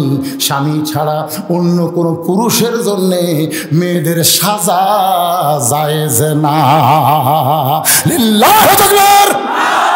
মেয়েরা কেবলমাত্র একজনের জন্য, ধরে কোন কয়জন, আর হামাকের গুলো কার জন্যে? ওরা বাড়ি যখন থাকে মনে পেতনি হয়ে থাকে, জোরে কোন কথা ঠিক কিনা? যত ভালো ভালো কাপড়, ভালো ভালো জিনিস সব তুলে রাখছে। স্বামী যদি বলে, কে গো তোমাকে গত ঈদে যে 3000 টাকা শাড়ি কিনে দিলাম, তোমাকে একটা ড্রেস বানা দিলাম মেক্সির, ওটা পরো। তোমার ঠেকা হচ্ছে তো পরবো না? পরবো না, যখন মুখ জায়গা বেড়াবার যাবো তখন পরবো। তার মানে জনগণ দেখানোর জন্য পড়বে, স্বামীর জন্য পড়বে না। এরকম বউ আছে না নাই? যেরকম আছে না? আমার মায়েদের বলতেছি, মা সাজবার যদি চান এক ব্যক্তির জন্য সাজবেন, তিনি হলো তার স্বামী। ধরে কোন সুবহানাল্লাহ। কতগুলো মেয়ে মানুষ ফাতেমার সঙ্গে দেখা করবে। শোনেন, আমার মা বোনদের জন্য কিছু ওয়াজ করার দরকার আছে না নাই? এই জন্য বলতেছি, মা ফাতেমার সঙ্গে দেখা করবেন। কতগুলো মেয়ে মানুষ, কতগুলো মেয়ে মানুষ, আর বাড়ির দরজা বন্ধ। মেয়েরা এখন ফাতেমার সঙ্গে দেখা করবে, কিন্তু বাড়ির দরজা বন্ধ। দেখে দরজার সামনে ছোট্ট একটা বাচ্চা খেলাধুলা করতেছে। মেয়েরা ওই বাচ্চাকে কাছে ডাকলেন, বাবু এই তোমার নাম কি? বলে, আমার নাম তো হোসাইন। যেই শুনছে হোসাইন, তখনই মেয়েরা বুঝবার পারছে এটা তো ফাতেমারই ছেলে। তো বলতেছে, বাবা আমরা তোমার মায়ের সঙ্গে একটু দেখা করব, তুমি একটু ভিতরে ঢুকে তোমার মায়ের অনুমতি নিয়ে দরজা খোলার একটু ব্যবস্থা করো। এ কথা শুনে হোসাইন সঙ্গে সঙ্গে দৌড় মারতেছে, কিন্তু ঘরের মধ্যে ঢুকে দেখি হযরত আলী কোরআন শরীফ পড়তেছে। জোরে কোন কি পড়তেছে? সুবহানাল্লাহ খান না খান? হয়তো এরকম আল্লাহর কোরআন পড়তেছে। তো হোসেন বাহিরে খেলতে খেলতে ঘরের মধ্যে দিয়ে মায়ের কাছে যাবে, এটা হযরত আলী বাধা দিলেন, এই থাম থাম। বাহিরে খেলাধুলা বাদ দিয়ে আমার কাছে না এসে কোথায় যাস? তখন হোসেন বলতেছে, আব্বু কতগুলো মেয়ে মানুষ আমার মায়ের সঙ্গে দেখা করবে, এই জন্যই মায়ের কাছ থেকে অনুমতি নিবার চাচ্ছি। হয়তো আলী বললেন, তোর বয়স কত? এই তোর বয়স কত? তো হোসেন বলতেছে, আমার বয়স কত আপনি ভালো জানেন। তো জানি দেখে তো তোর থামাছি, তোর এখন যে বছর বয়স চলতেছে, এই বয়সে যখন তখন মায়ের ঘরে ঢোকা যাবি না। সুবহানাল্লাহ কবেন না? নিজের পেটের বাচ্চা যখন তখন মায়ের ঘরে ঢোকা যাবে না। এখন তোর বয়স 4 বছর, 2 বছর পর্যন্ত ঢোক বাড়া কোনো অসুবিধা নেই, কিন্তু 4 বছর বয়স যখন তখন মায়ের ঘরে ঢোকা যাবে না। মায়ের ঘরে ঢুকতে গেলে মায়ের অনুমতি নিয়ে তো ঢোকা লাগবে। সুবহানাল্লাহ না কেন? কারণ মেয়ে মানুষেরা ঘরের মধ্যে কখন কোন অবস্থায় থাকে যে ছেলেমেয়েরা বুঝবার পারে, তারা যে ঢোকে মা কিন্তু শরম পায়। যেরকম পায় কি পায় না? পায় কি পায় না? আল্লাহ রাসূল বলেছেন, তোমাদের বাচ্চার বয়স যখন 2 বছরের বেশি হবে, তখন বাচ্চা চেতন থাকা অবস্থায় স্বামী স্ত্রীর কোনো মহব্বত চলবে না। আগে দেখতে তুমি ঘুম আসে কিনা, যদি ঘুম আসে আলহামদুলিল্লাহ, তারপরে তাও যে খাটুক সন্তান ঘুম পাড়তেছে, আপনারা হাসবেন না, এটা কিন্তু ইসলামের সুন্দর কথা ভাই। যে খাটে বাচ্চা ঘুম পাড়তেছে ওই খাটে কোনো মহব্বত চলবে না। বুঝেছেন? কয় বছর? 2 বছরের বেশি হবে। 2 বছর পর্যন্ত আপনি ইচ্ছা মতো ঝাঁকান করেন, অসুবিধা নেই, ওই চেতন পালে দেখবি ঠিকই বুঝবি না। কিন্তু যখনই 2 বছর পার হয়ে যায়, হাসির কথা না রে বা, আমরা ঠিক মতো মালটা যেন পাই, এই জন্যই বলতেছি। তাহলে 2 বছর পার হলে অন্য বিছনাত যা করা লাগবে, মহব্বত যা করেন অন্য সাইডে করা লাগবে। বাচ্চা যে চকিতে আছে, খাটে আছে, সেখানে চলবে। যখন চলবে, হযরত আলী বললেন, থামাম। হোসেনকে থামাই দিয়ে বলতেছে, আসো তুমি আল্লাহর কোরআনের কাছে। এবার 4 বছরের বাচ্চা হোসেনের হাতে হযরত আলী কোরআন দিয়েছে। সুবহানাল্লাহ না কেন? হোসেন কিন্তু কোরআন ধরার সময় বলেনি, বাবা আমার শরীর অপবিত্র, আমি অপবিত্র অবস্থায় আল্লাহর কোরআন ধরতে পারবো না। কারণ আলী জানে আমার হাসান হোসাইন জন্ম থেকে মরা পর্যন্ত পবিত্র। সুবহানাল্লাহ। হয়তো বলবেন, হুজুর তারা কি পেশাব পায়খানা করে না? যখনই পেশাব পায়খানা করে তখনই তারা পানি খরচ করে উযু করে। কারণ মা আর বাবা ওই সন্তানদেরকে ওস্তাদ হয়ে শিক্ষা দিয়েছে। সুবহানাল্লাহ কবেন না? হাই স্কুল কলেজের 12, 14, 15, 20 বছরের ছেলেরাও পেশাব করে পানি নেয় না, কারণ ওর কেউ ওস্তাদেরাই খারাপ হয়ে পেশাব করে। জোরে কোন ঠিক কিনা? আর এই মাদ্রাসাতে এসে দেখেন, এই মাদ্রাসা দেখেন, কলজা ভরে গেছে। যখন আমরা হাফিজি মাদ্রাসার দাওয়াত পাই, তখন আমরা টাকার চুক্তি করি না, এই জন্যই করি না যে ওইখানে গেলে যা খেদমত পাওয়া যায়। সুবহানাল্লাহ খান। পেশাব কর্ম কি লাগবে ওরা রেডি হয়ে আসে, ওরা জানে যে পেশাব করার সময় কি কি মাল লাগে, ওরা জানে তো। একজন টয়লেট পেপার নিয়ে একজন পানি নিয়ে খাড়ায়, সুবহানাল্লাহ খান না কেন? পেশাব করার পরে হুজুর কি করা লাগবে ওরা আগেই রেডি করছে, এক বন্ধ পানি একটা টুল নিয়ে রেডি হয়ে আছে, হুজুর এখন উজু করবে। ওরা জানে পেশাব করার পরে উজু করা লাগে। কলেজ ভার্সিটির লোকেরা জানে, ওরা খাড়া হয়ে মারতেছে, দুই ঝাঁকি দিয়ে ফেলে দিয়ে ওই অবস্থায় সেন্ট টানতেছে, টপ টপ করে সব ভিজে যাচ্ছে। হোসেনের হাতে আল্লাহর কোরআন দিয়ে হযরত আলী ঘরের মধ্যে ঢুকতেছে। সুবহানাল্লাহ কোন দরজায় কতগুলো মেয়ে মানুষ দাঁড়িয়ে আছে। আমার মায়েরা যারা পর্দার অন্তরালে একটু মনোযোগ দিয়ে কথাগুলো শুনবেন। ইন্না লিল্লাহি ওয়া ইন্না ইলাইহি রাজিউন। এই বাংলাদেশের সবচেয়ে বড় বিপদ হলো বেপর্দা মেয়েরা রাস্তায় ঘোরাঘুরি করা। জোরে কোন কথা ঠিক কি না? সবচেয়ে বড় বিপদ হলো। আমার মায়ের একটু মনোযোগ দিয়ে শোনেন। হযরত আলী এবার অন্দর মহলে ঢুকতেছে। জোরে কোন কি মহল? অন্দর মহলে ঢুকতেছে। হযরত আলী অন্দর মহলে ঢুকার সময় বললেন, আসসালামু আলাইকুম ইয়া আহলাল বাইত। বাইত মানে ঘর, বাইত মানে কি? এই ঘরের মধ্যে যারা আছো তাদের সকলের প্রতি আল্লাহ রহমত বর্ষিত হোক। এই সালাম দিয়ে হযরত আলী ঘরের মধ্যে ঢুকা দেখে অন্দর মহলে ফাতেমা এই বাম হাতে জাঁতা ঘুরাই আর ডান হাতে আল্লাহর কোরআন তেলাওয়াত করতেছে। বাম হাতে কি ঘুরাচ্ছে? এই বাম হাতে জাঁতা বোঝেন? জাঁতা বোঝেন? আপনারা জাঁতা বোঝেন না? ওই মসুরের ডাল আবাদ করার পর ভিতরে দিয়ে ঘুরাচ্ছেন না, নিচে পাথর উপরে পাথর, একটা উপরে স্যাদ আছে, স্যাদ দিয়ে ডাল দেয়, ওই পাথরের মধ্যে পড়ে ঘুরেলে কি হয়? ওটা ডাল হয়ে বের হয়, আবার জবের আটা। তো ফাতেমা বাম হাতে জাঁতা ঘুরে ডান হাতে আল্লাহর কোরআন তেলাওয়াত করতেছে। হযরত আলী অন্দর মহলে ঢুকে এই দৃশ্য দেখার সঙ্গে সঙ্গে বললেন, রব্বানা, পড়েন, রব্বানা আতিনা ফিদ দুনিয়া হাসানাতাও ওয়া ফিল আখিরাতি হাসানা ওয়া কিনা আযাবান নার। সঙ্গে সঙ্গে ফাতেমার জাঁতা ঘুরানো বন্ধ, কোরআন পড়াও বন্ধ। স্বামীর সামনে এসে মাথা নিচু করে দাঁড়িয়ে বলে, স্বামী গো, আপনি তো কোরআন শরীফ পড়তেছিলেন, আপনি তো কোরআন পড়তেছিলেন, সে কোরআন শরীফ পড়া বাদ দিয়ে অন্দর মহলে ঢুকলেন কেন? কোরআন পড়তে পড়তে কি বইয়ের কথা মনে হচ্ছে? কারণ আপনি তো সহজে অন্দর মহলে ঢোকেন না। যখনই ঢুকছেন তখন আমি বুঝবার পারছি আমার আর জাঁতা ঘুরান চলবি না, আমার আর কোরআন পড়া চলবি না। কারণ স্বামী দরজাত আসলে এগুলো নফল ইবাদত সব বাদ। সুবহানাল্লাহ কর না কেন? আলী বলতেছেন কোরআন পড়া বাদ। ফাতেমা বল, কোরআন পড়া মানে শুধুমাত্র ফরজ ইবাদত ছাড়া যত ইবাদত আছে কোনো ইবাদত করা যাবে না স্বামী যদি ঘরের মধ্যে আসে। আগে স্বামীকে খুশি করো, তারপরে নফল মারো। একটা নফল ইবাদত করা যাবে না স্বামীর হুকুম ছাড়া। কথা কন না কেন? কথা কন না কেন? দুপুরে একটু বোঝেন না, শীতের দিন রাত্রে গোসল করতে একটু কি হয়, দুপুরে একটু স্বামী বলতেছে আসো গো গোসল করার আগে একটু খেলাধুলা করি। বউ বলতেছে আমি ওজা আছি, আমি ওজা আছি। যেই কইছে আমি ওজা আছি, স্বামী কয় কিসের রোজা? আপনি জানেন না আমি মাঝে মধ্যে রোজা না রাখলে শান্তি পাই না।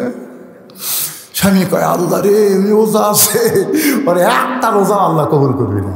লেখালেন একটা রোজা কবুল করবি না, স্বামীর হুকুম ছাড়া কোনো নফল রোজা করা যাবে যাবে? মায়েরা শোনেন, আল্লাহ রাসূল বলেছেন আল্লাহর পরে কাউকে যদি সেজদা দেওয়ার হুকুম থাকতো তাহলে প্রত্যেকটা বউকে বলতাম স্বামীর পায়ে সেজদা কর। কিন্তু আল্লাহ ছাড়া অন্য কাউকে সেজদা দেওয়ার হুকুম নাই। এই জন্য এই কথা বলা হলো না। হাদিস দ্বারা বোঝা গেল আল্লাহর পরেই বউদের কাছে সবচাইতে দামি হলো তার স্বামী। জোরে কোন কথা ঠিক কিনা? ফাতেমা বলতেছে আমার জাঁটা ঘুরেন চলবি না, কোরআন পড়া চলবে না। আপনি কি জন্য দরজায়? আপনার একটু খুশি করবার চাই। নিজে কোরআন পড়া বাদ দিয়ে ঘরের মধ্যে ঢুকলেন গো স্বামী, আপনার কি খেদমত করতে পারি? আলী বলতেছে আমার কোনো খেদমত লাগবে না, আমি ঘরের মধ্যে ঢোকার কারণ হলো তোমার হোসাইন। তোমার কি? যে কোসে হোসাইন সঙ্গে সঙ্গে ফাতেমা থরথর করে কাঁপতেছে, থরথর করে কাঁপতেছে। আলী বলতেছে, ফাতেমা, হোসেনের নামটা শুনি তুমি থরথর করে কেন কাঁপতেছ? ফাতেমা বলে, স্বামী গো, আপনি যদি বলতেন আমার হাসান, তাহলে আমার দেহ কাঁপতো না, কিন্তু যখনই হোসাইন বলেছেন তখনই আমার মনে হয় হোসাইন কোনো অপরাধ করেছে। আল্লাহ নবী বলেছেন, ফাতেমা, আমি দুনিয়া থেকে চলে যাচ্ছি, যাওয়ার পরে যে সামান্য সময় তুমি দুনিয়াতে থাকবা, কয়দিন? আল্লাহ রাসূল দুনিয়া থেকে যাওয়ার পরে ফাতেমা কয়দিন ছিল? কথা কয়নি, মাত্র 6 মাস। 6 মাসের কথা কিন্তু রাসূল ফাতেমার কানে কানে কয়ে গেছে। সুবহানাল্লাহ না?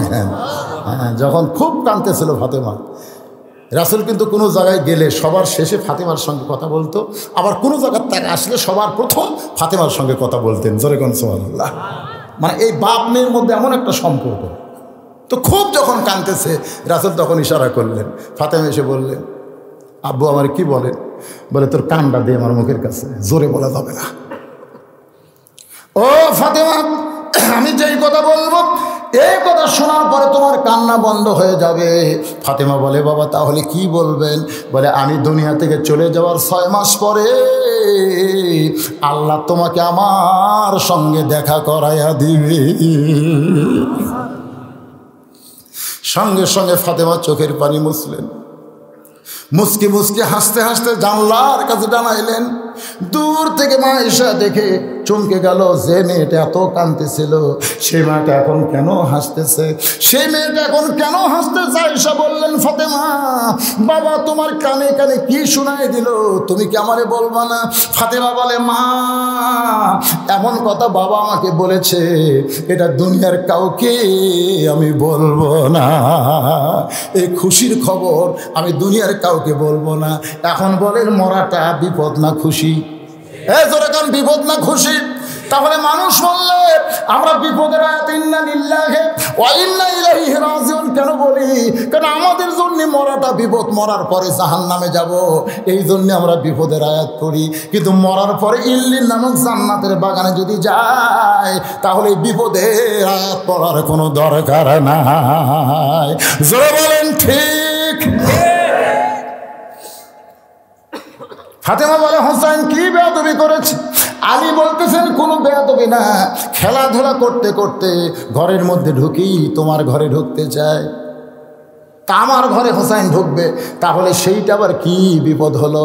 বলে, দরজায় কতগুলো মেয়ে মানুষ তোমার সঙ্গে দেখা করবে, দরজায় কতগুলো মেয়ে মানুষ তোমার সঙ্গে দেখা করবে। হোসাইন তোমার কাছে অনুমতি নিবার চাইছিল, আমি হোসাইনের হাতে আল্লাহর কোরআন দিয়া, কারণ কোনো বাচ্চার হাতে যদি কোরআন দিবার পারেন আপনি বিশ্বাস রাখেন ওই বাচ্চা আর কোনোদিন পথভ্রষ্ট হবে না। ধরে কোন কথা ঠিক কি না? দিয়ে দেখেন, দিয়ে দেখেন আপনার বাচ্চাকে, আপনি মরে যান তখন বুঝবেন অবস্থা কি।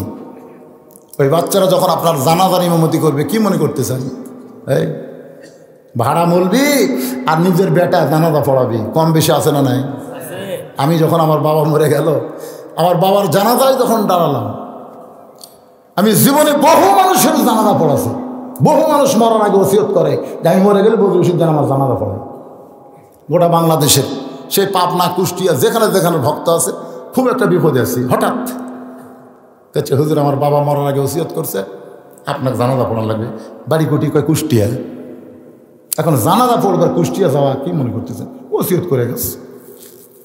কিন্তু ভাই আমি সত্যি করে বলতেছি, আজ পর্যন্ত কোনো জানাজার ইমামতি করবার যায় আমার চোখ দিয়ে পানি বাড়ায়নি, খালি মুখ দিয়ে দোয়া বাড়াছে, খালি মুখ দিয়ে গট গট করে দোয়া বাড়ায়। কিন্তু শুধু আমার বাবার লাশ সামনে নিয়ে আমি যখন জানাজা করেছি, কোরআন আমার সামনে, আমার মুখ দিয়ে শুধু দোয়া বাড়াই নাই, আমার 2 চোখ দেওয়া অবৈরত সবসময় টপ টপ করে পানি পড়তে, সব সময়। অবশ্যই ফেরেশতা বলেছে, আল্লাহ এই হুজুর জীবনে বহু জানাজা পড়ালো, খালি দোয়া পড়ছে, কান দেনি, আজকে কান দেখেন। আল্লাহ বলতে, তোরকে বাপ মা নাই, তোরা বুঝবি কেমনে? এই ফেরেশতা তোকে বাপ মা আছে কয় নাই, তো তোরা বুঝবি কেমনে? আজকে মৌলানা যার জানাজা পড়ায় সেটা হলো তার জন্ম দেওয়া বাবা।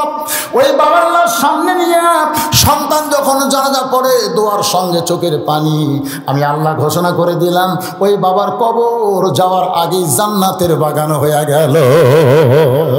তাহলে আপনার সন্তান আপনার জানাজা পড়াক, এটা কি আপনি চান? তাহলে ছোট্ট অবস্থায় তার হাতে আল্লাহর কোরআন দেওয়ার দরকার আছে না নাই? যদি আপনার সন্তানকে পবিত্র করতে চান, আপনি প্রাইমারি দিবেন, আপনার সন্তান অপবিত্র হবে। আমি দেখেছি আমার মাদ্রাসার 7 বছরের আব্দুল্লাহ পেশাব করে পানি খরচ করে অজু করে। জিজ্ঞাসা করলাম কেন পানি খরচ করে অজু করলি? আব্দুল্লাহ বলতেছে লা ইয়ামুসুহু ইল্লাল মুতাহহারুন, স্পর্শ করা যাবে না অপবিত্র অবস্থায়।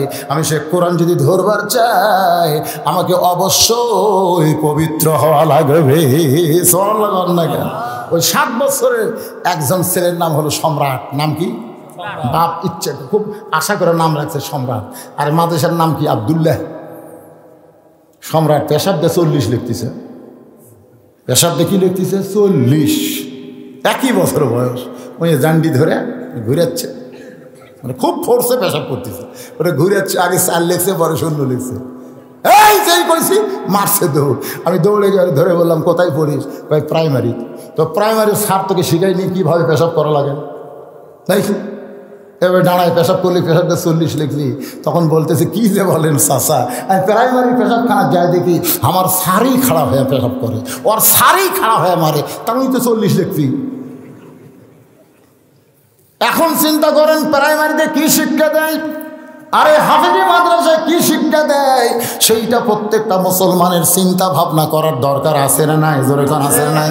আল্লাহর বান্দারা, আমি আলোচনার শেষ প্রান্তে চলে আসতেছি। ভাইজান বিরক্ত হচ্ছেন? মনে হচ্ছে আপনারা বিরক্ত হচ্ছেন। এখানে এক সময় বলছে একজন ভাই যে কমপক্ষে 12টা পর্যন্ত ওয়াজ হবে, তো এখন প্রায় 11:55 বাজতেছে। ওনার ঘোষণা অনুযায়ী আর মাত্র 5 মিনিট আছে। যদি আরো 15 মিনিট একটু স্লিপ করে অসুবিধা আছে? কোন অসুবিধা? মাশাআল্লাহ। না না না না, সেটা না বলতেছি রে ভাইজান, কারণ আমরা ওয়াজ শুনবো, আবার ফজরের নামাজ জামাতের সঙ্গে আদায় করবো। ধরে বলেন ঠিক? হ্যাঁ, কারা কারা ফজরের নামাজ জামাতে আদায় করবে নিয়ত করে হাত তোলেন। ইনশাআল্লাহ। লিল্লাহি তাকবীর।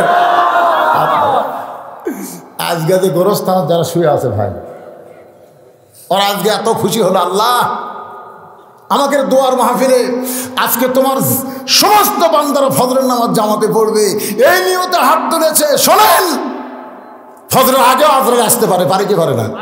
আপনি যে হাত তুললেন, আপনি মরা মাত্রই জান্নাতে যাবেন। কারণ এখানকার ফেরেশতারা আল্লাহ কবে, আল্লাহ 2 হাত তোলা তোমার কি দেখেছে, তার আগে তুমি আজরাইল পাঠালে কেন? এই জন্য হাত তোলা মানে তওবা। ফিরে আসলাম আমরা নামাজের দিকে। ওটা বসা করবে না একজন। এ বাবা উঠতেছেন কেন বাবা?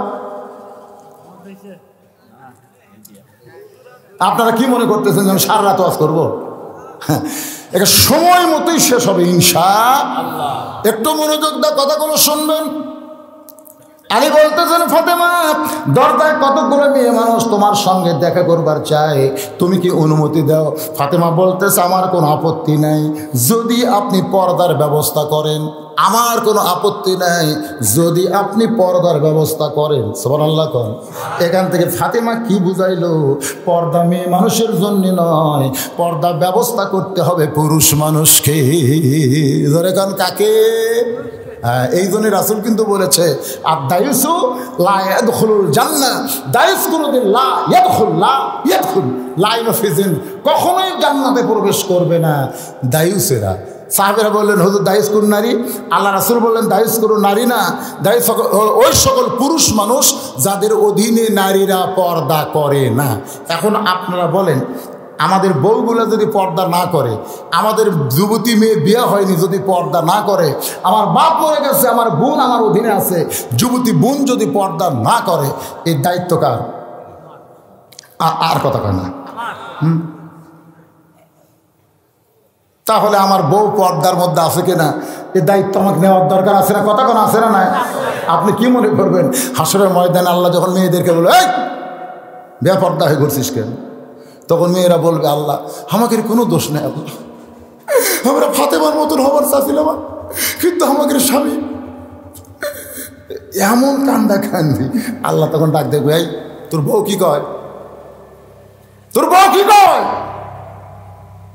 তখন আপনি হয়তো বলবেন, আল্লাহ আমি খুবই পর্দার ব্যবস্থা করছি, কিন্তু পর্দা মানিনি তো। তা আল্লাহ কয় পর্দা মানিনি, অকলে তুই ঘর করলি কেন? দুনিয়াতে কি মেয়ে মানুষ শেষ? তোর বউ যদি পর্দা না মানে তাহলে বউ তালাক দিবি, আর একটা বিয়ে করবি। এই একই পুরে না মানলে কতক্ষণ থাকা লাগবে? হ্যাঁ, তুই তালাক দিছু না? তো তালাক না দিয়ে ব্যাপার দেখলে সংসার করছি কে? আপনার কি ব্যাপার হচ্ছে? কেন মরার পরে জান্নাতে যাওয়া লাগবি রে? যেই স্বামী জীবিত অবস্থায় তার বউ পর্দা করে না, এটাই হলো তার জন্য সবচাইতে বড় বিপদ। জোরে কোন কথা ঠিক? হ্যাঁ। আজকে আপনি এমন একজন বাবা, আপনার মেয়ে বিয়ে হয় নাই, কলেজে পড়ে। পুরুষ মানুষের জন্য, যারা যুবক আছো, তোমাদের জন্য যখন ফুল প্যান্ট পরবে, লুঙ্গি পরবে, পায়জামা পরবা, তোমরা তখন টাকনুর উপরে সেই পোশাকটা পরবা। কার উপরে? হ্যাঁ, তোমাদের পোশাকটা টাকনুর উপরে থাকতে হবে। আপনারা বলেন তো ওযুর ফরজ কয়টা? জোরে বলেন কয়টা? আরো জোরে। তার মধ্যে একটা ফরজ হলো টাকনু পর্যন্ত। এই কথা কন না কেন? টাকনু পর্যন্ত ধুতো করা। কেন টাকনু পর্যন্ত ধোবেন? কারণ রাস্তাঘাটে যখন আপনি চলবেন, ওই স্যান্ডেল জুতা পাওয়ার দেওয়ার কারণে রাস্তার যে নাফাকি আছে, ওই নাফাকি আপনার টাকনু পর্যন্ত স্পর্শ করতে পারে। এই জন্য টাকনুর উপর কাপড় পরা লাগবে। আপনার কাপড়ে যেন নাফাকি না পড়ে, আপনার টাকনু পর্যন্ত পড়বে। এই জন্য টাকনু পর্যন্ত ধুতো করা ফরজ। কিন্তু আপনি ফুল প্যান্ট দিয়ে টাকনু যদি ঢেকে থন, তাহলে আপনার টাকনু ধোয়া ফরজ না, আপনার ফুল প্যান্টের ওই পর্যন্ত কাটা হলো ফরজ। তাছাড়া ওই পোশাক পরে নামাজ হবে না, কারণ নামাজ পড়তে গেলে কাপড়ও পাক হওয়া লাগবে। জোরে কোন ঠিক কি না? অনেক মুসল্লি দেখবেন মসজিদে এসে ফুল প্যান্ট গোছায়, এরকম গোছায় না? আচ্ছা, ফুল প্যান্ট যে গোছাইছে, কেন গোছালো? আমি বললাম, কে বাবা টাকনুর উপরে ফুল প্যান্ট তুললে কেন? হুজুর টাকনুর তলে কাপড় তুলে নামাজ হবে। কে রে পাগলা, নামাজের সময় টাকনুর উপর কাপড় তুলবার তো কে কছে? নামাজের সময় টাকনুর নিচে কাপড় বললে ক্ষতি নাই, কারণ মসজিদের মধ্যে কোনো নাফাকি নাই। জোরে কোন কথা ঠিক কিনা? টাকনুর উপর কাপড় পরার কারণ হলো তো রাস্তার নাফাকি যেন কাপড়ে না ভরে, এই জন্য টাকনুর উপরে কাপড় পরতে হবে। আর মেয়েদের জন্য টাকনু ঢাকা ফরজ। কেন? কারণ মেয়েরা যখন রাস্তায় চলবে, ভিতরের কাপড় তো দেখার কোনো সুরত নাই, কালো কাপড় দিয়ে ভিতরে সব কাপড় ঢাকা লাগবে। জোরে কোন কথা ঠিক? এমন একটা বোরকা পরি ভাই, আমি দেখছি সৌদি আরব মদিনায় মেয়েরা বোরকা পড়তেছে, এই পাঁচ থেকে বোধহয় আধ হাত বেশি লম্বা, ছিঁড়া চলে যাচ্ছে। ওরা যখন নামাজ পড়ে তখন বোরকা খুলে নামাজ পড়ে। আর আমাকে মেয়েরা দেখবেন একটা পোশাক বানাচ্ছে পেটিকোটের চাইতেও ঢিলে, তার নাম দিছে কি? প্লাজো। হ্যাঁ, প্লাজো। একে টাকনুর আধা হাত উপরে একটা হাইল করে কিলকিল করে ঘুরতেছে, একটা ওড়না সেটা আবার বুকের উপরে না দিয়ে পিছন দিকে দিচ্ছে, দেখবেন গলাটা পিছন দিকে দিচ্ছে, দিয়ে এই সামনের জিনিসগুলা। এখন আমাদের প্রধানমন্ত্রী ধর্ষণ মুক্ত বাংলাদেশ বানাবে, ধর্ষকের মৃত্যুদণ্ড দেবে। কত বড় শয়তানি করতেছে। তোরে কোন কথা ঠিক কিনা? একে ধর্ষণ করার অস্ত্র সব দিয়ে তারপরে আবার ধর্ষণ মুক্ত দেশ চায়, এটা কি কখনো সম্ভব? আপনি কি খবর চাচ্ছেন? আমাকে যুবকগুলো হিজড়া, যে মেয়ে মানুষ দেখলে ওর কি মনে কিছুই হবে না? ওই বেপর্দা মেয়ে দেখলে যুবকেরা গুনগুন করে একটা গান গায়। আমি প্রথম বুঝতে পারিনি, এক যুবক গুনগুন করে গান গাচ্ছে, ওর কাছে শুনলাম। আমি বলতেছি, সুন্দর নারী দেখলে পরে আমার দিল দেওয়ানা করে, ওলে ওলে ওলে ওলে ওলে ওলে। দেওয়ানা মানে পাগল। ধরে কারণ দেওয়ানা মানে কি? তাহলে সুন্দর মেয়ে দেখলে যুবকরা পাগল হয়ে যাবে, আর পাগল অবস্থায় যদি ধর্ষণ করে তাকে মৃত্যুদণ্ড দিবে। কিন্তু যেই মেয়ের কারণে যুবক ধর্ষক হলো, ওই মেয়ের কোনো শাস্তি নাই, পরিমণির কোনো শাস্তি নাই, কিন্তু পরিমণির জন্যে অনেকের শাস্তি হবে। জোরে কোন ঠিক কিনা? পরিমণির কোনো শাস্তি আছে? জেলত দেওয়ার পরে 2 বিচারপতি কান দিছে, জেলত দেওয়ার পরে 2 বিচারপতি ভুল স্বীকার করছে, আমরা ভুল করছি মা। এটা আমরা কোন দেশত বেঁচে আছি ভাই রে, কোন দেশত? মদের ফ্যাক্টরির মধ্যে ধরা পড়লো। ফ্যাক্টরি, যে সরকার মাদক মুক্ত সমাজ গঠন করবার চাই, জোরে কোন কথা ঠিক কিনা? আর পরিবিনী মদের ফ্যাক্টরির মধ্যে ধরা পড়লো। মনে করছিলাম কয়েক বছর জেল হবে, কয়েকদিন পরে দেখলাম পরিমণি হাতত মেহেন্দি দিয়ে যুবক দেখালো।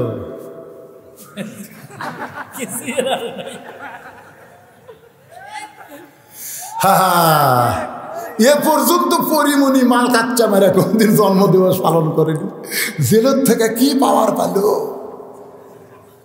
মরদ মানুষ লুঙ্গি মাল কাচ্চা দিতে ঘাস লিরে ওই ঠিক সেরকম কাঁচা দিয়া জন্মদিবস পালন করলো।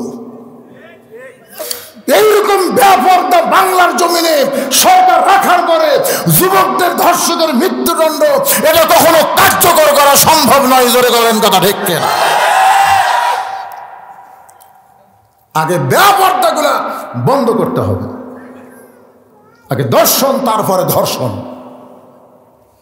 আমার মায়েরা বোনেরা যারা পর্দায় আছেন একটু মনোযোগ দিয়ে শোনেন। ফাতেমা বলতে, স্বামী গো, ওই মেয়েরা যদি আমার সঙ্গে দেখা করে তাহলে আপনাকে পর্দার ব্যবস্থা করা লাগবে। আলী বলতেছেন, ফাতেমা, মেয়েরা মেয়ের সঙ্গে দেখা করতে গেলে আবার পর্দার কি দরকার?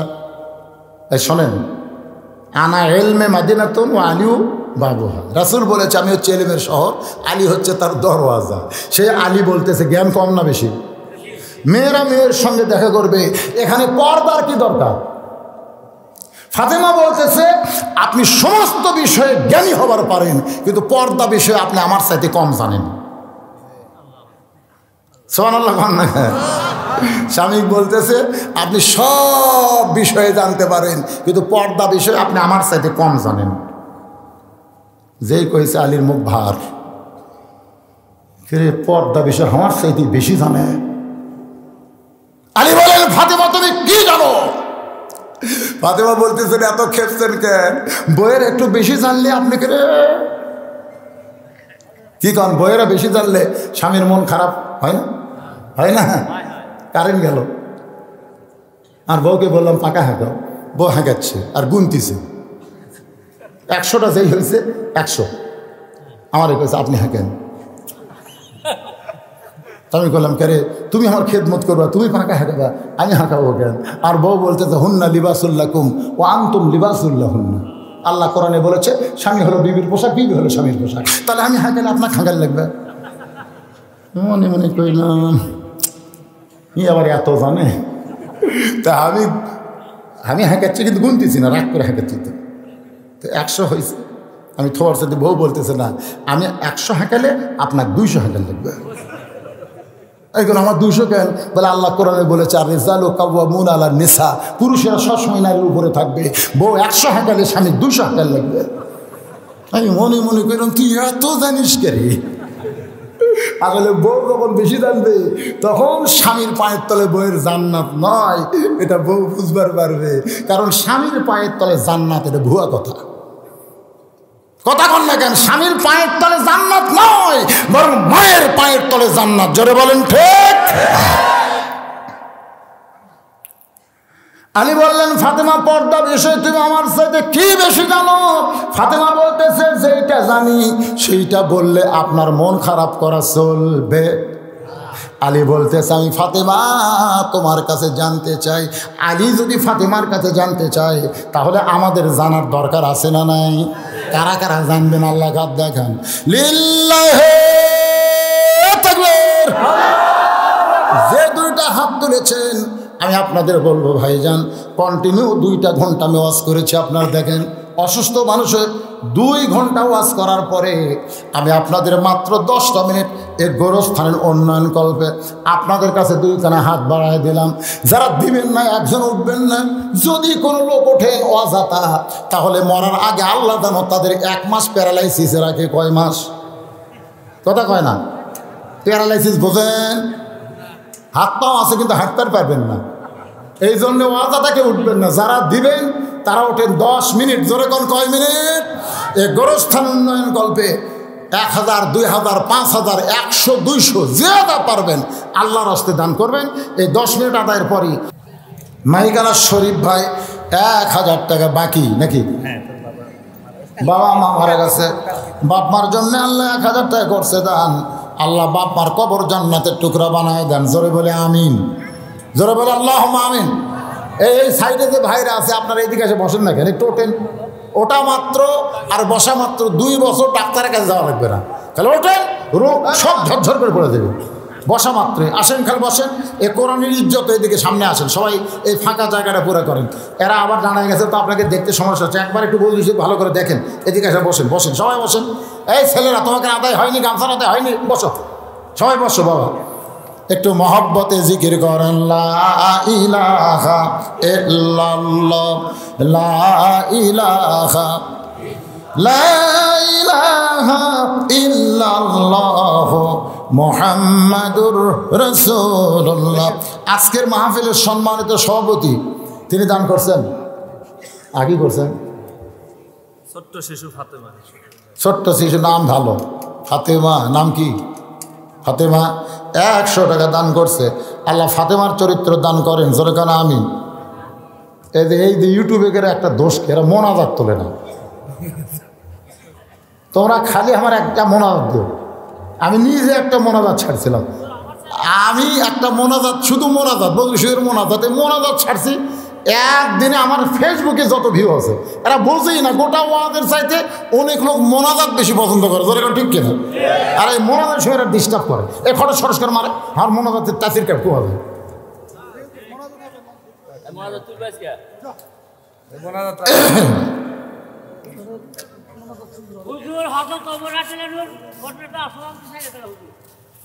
কি করছে ওমর? ওমর ও কায় কাইতে থাকে, আফসোস নাই, কোনো আফসোস নাই।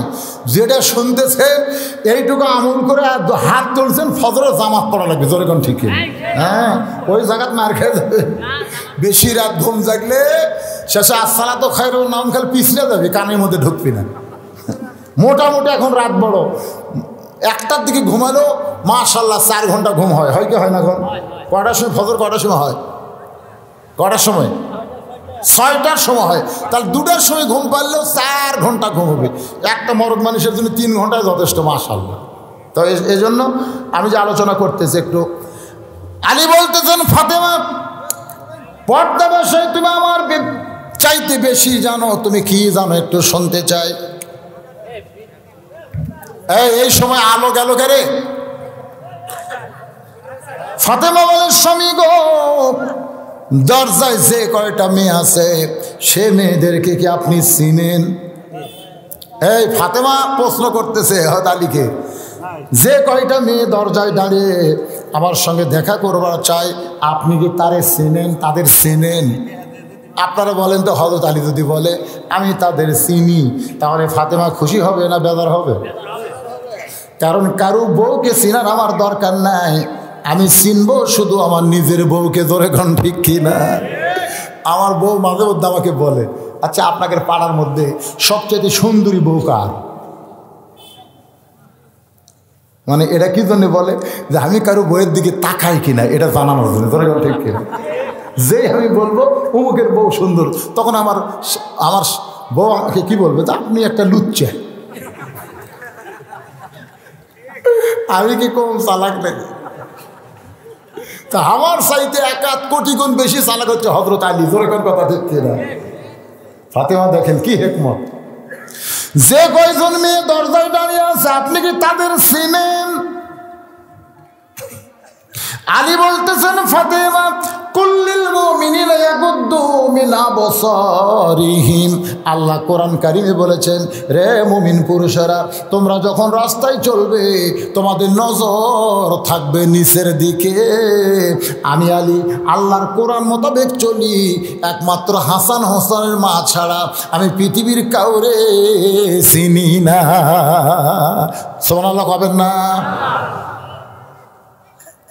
এটা লাভ আছে। কিন্তু আপনি যদি খালি আপনার বউকে চিনেন, অন্য কোনো মেয়েকে যদি না চিনেন, আপনার বউ জীবনেও আপনার কাছে পুরাতন মনে হবে না। পুরাতন মনে হবেই না, কারণ একজনকে দেখি না, খালি একটাই দেখি, সেটা আমার বউ। যতবার দেখব ততবার আরো বেশি সুন্দর লাগবে, যেরকম কথা ঠিক কিনা। কিন্তু আমরা সকলের বউ দেখার কারণে এটা কার বউ রে, এটা কার বউ রে, এ তো ভালোই রে, পরের গুলো দেখে দেখে বাড়ির যে নিজেরটার দিকে তাকালে মনে হয় এটা একটা বউ হলো। ফাতেমা বলে, স্বামী গো, যে মেয়েরা দরজায় দাঁড়িয়ে আছে আমার সঙ্গে দেখা করতে চাই, এদের মধ্যে কোনো মেয়ে যদি বেপর্দা হয়, আপনি বলেন তো বেপর্দা মেয়ে যারা শয়তানের গোডাউন তারা। যখন বেপর্দা মেয়ে যারা,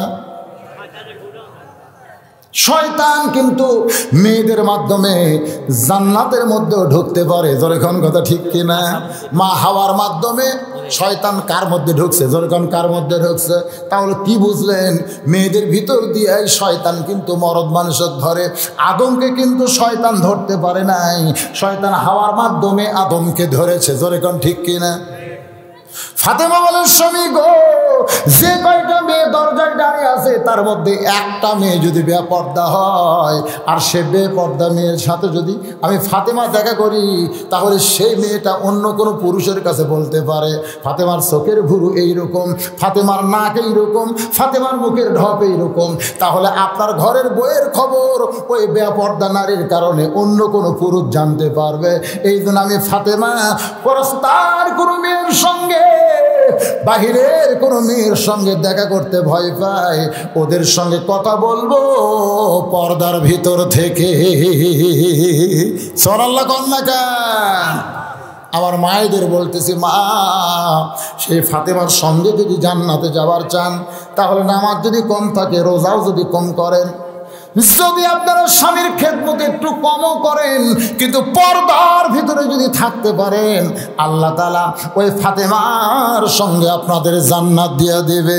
আর পর্দার মধ্যে যে মেয়ে থাকবে, রাসূল বলেছেন ওই তিনটা ইবাদত তার কোনোদিন কম হবে না।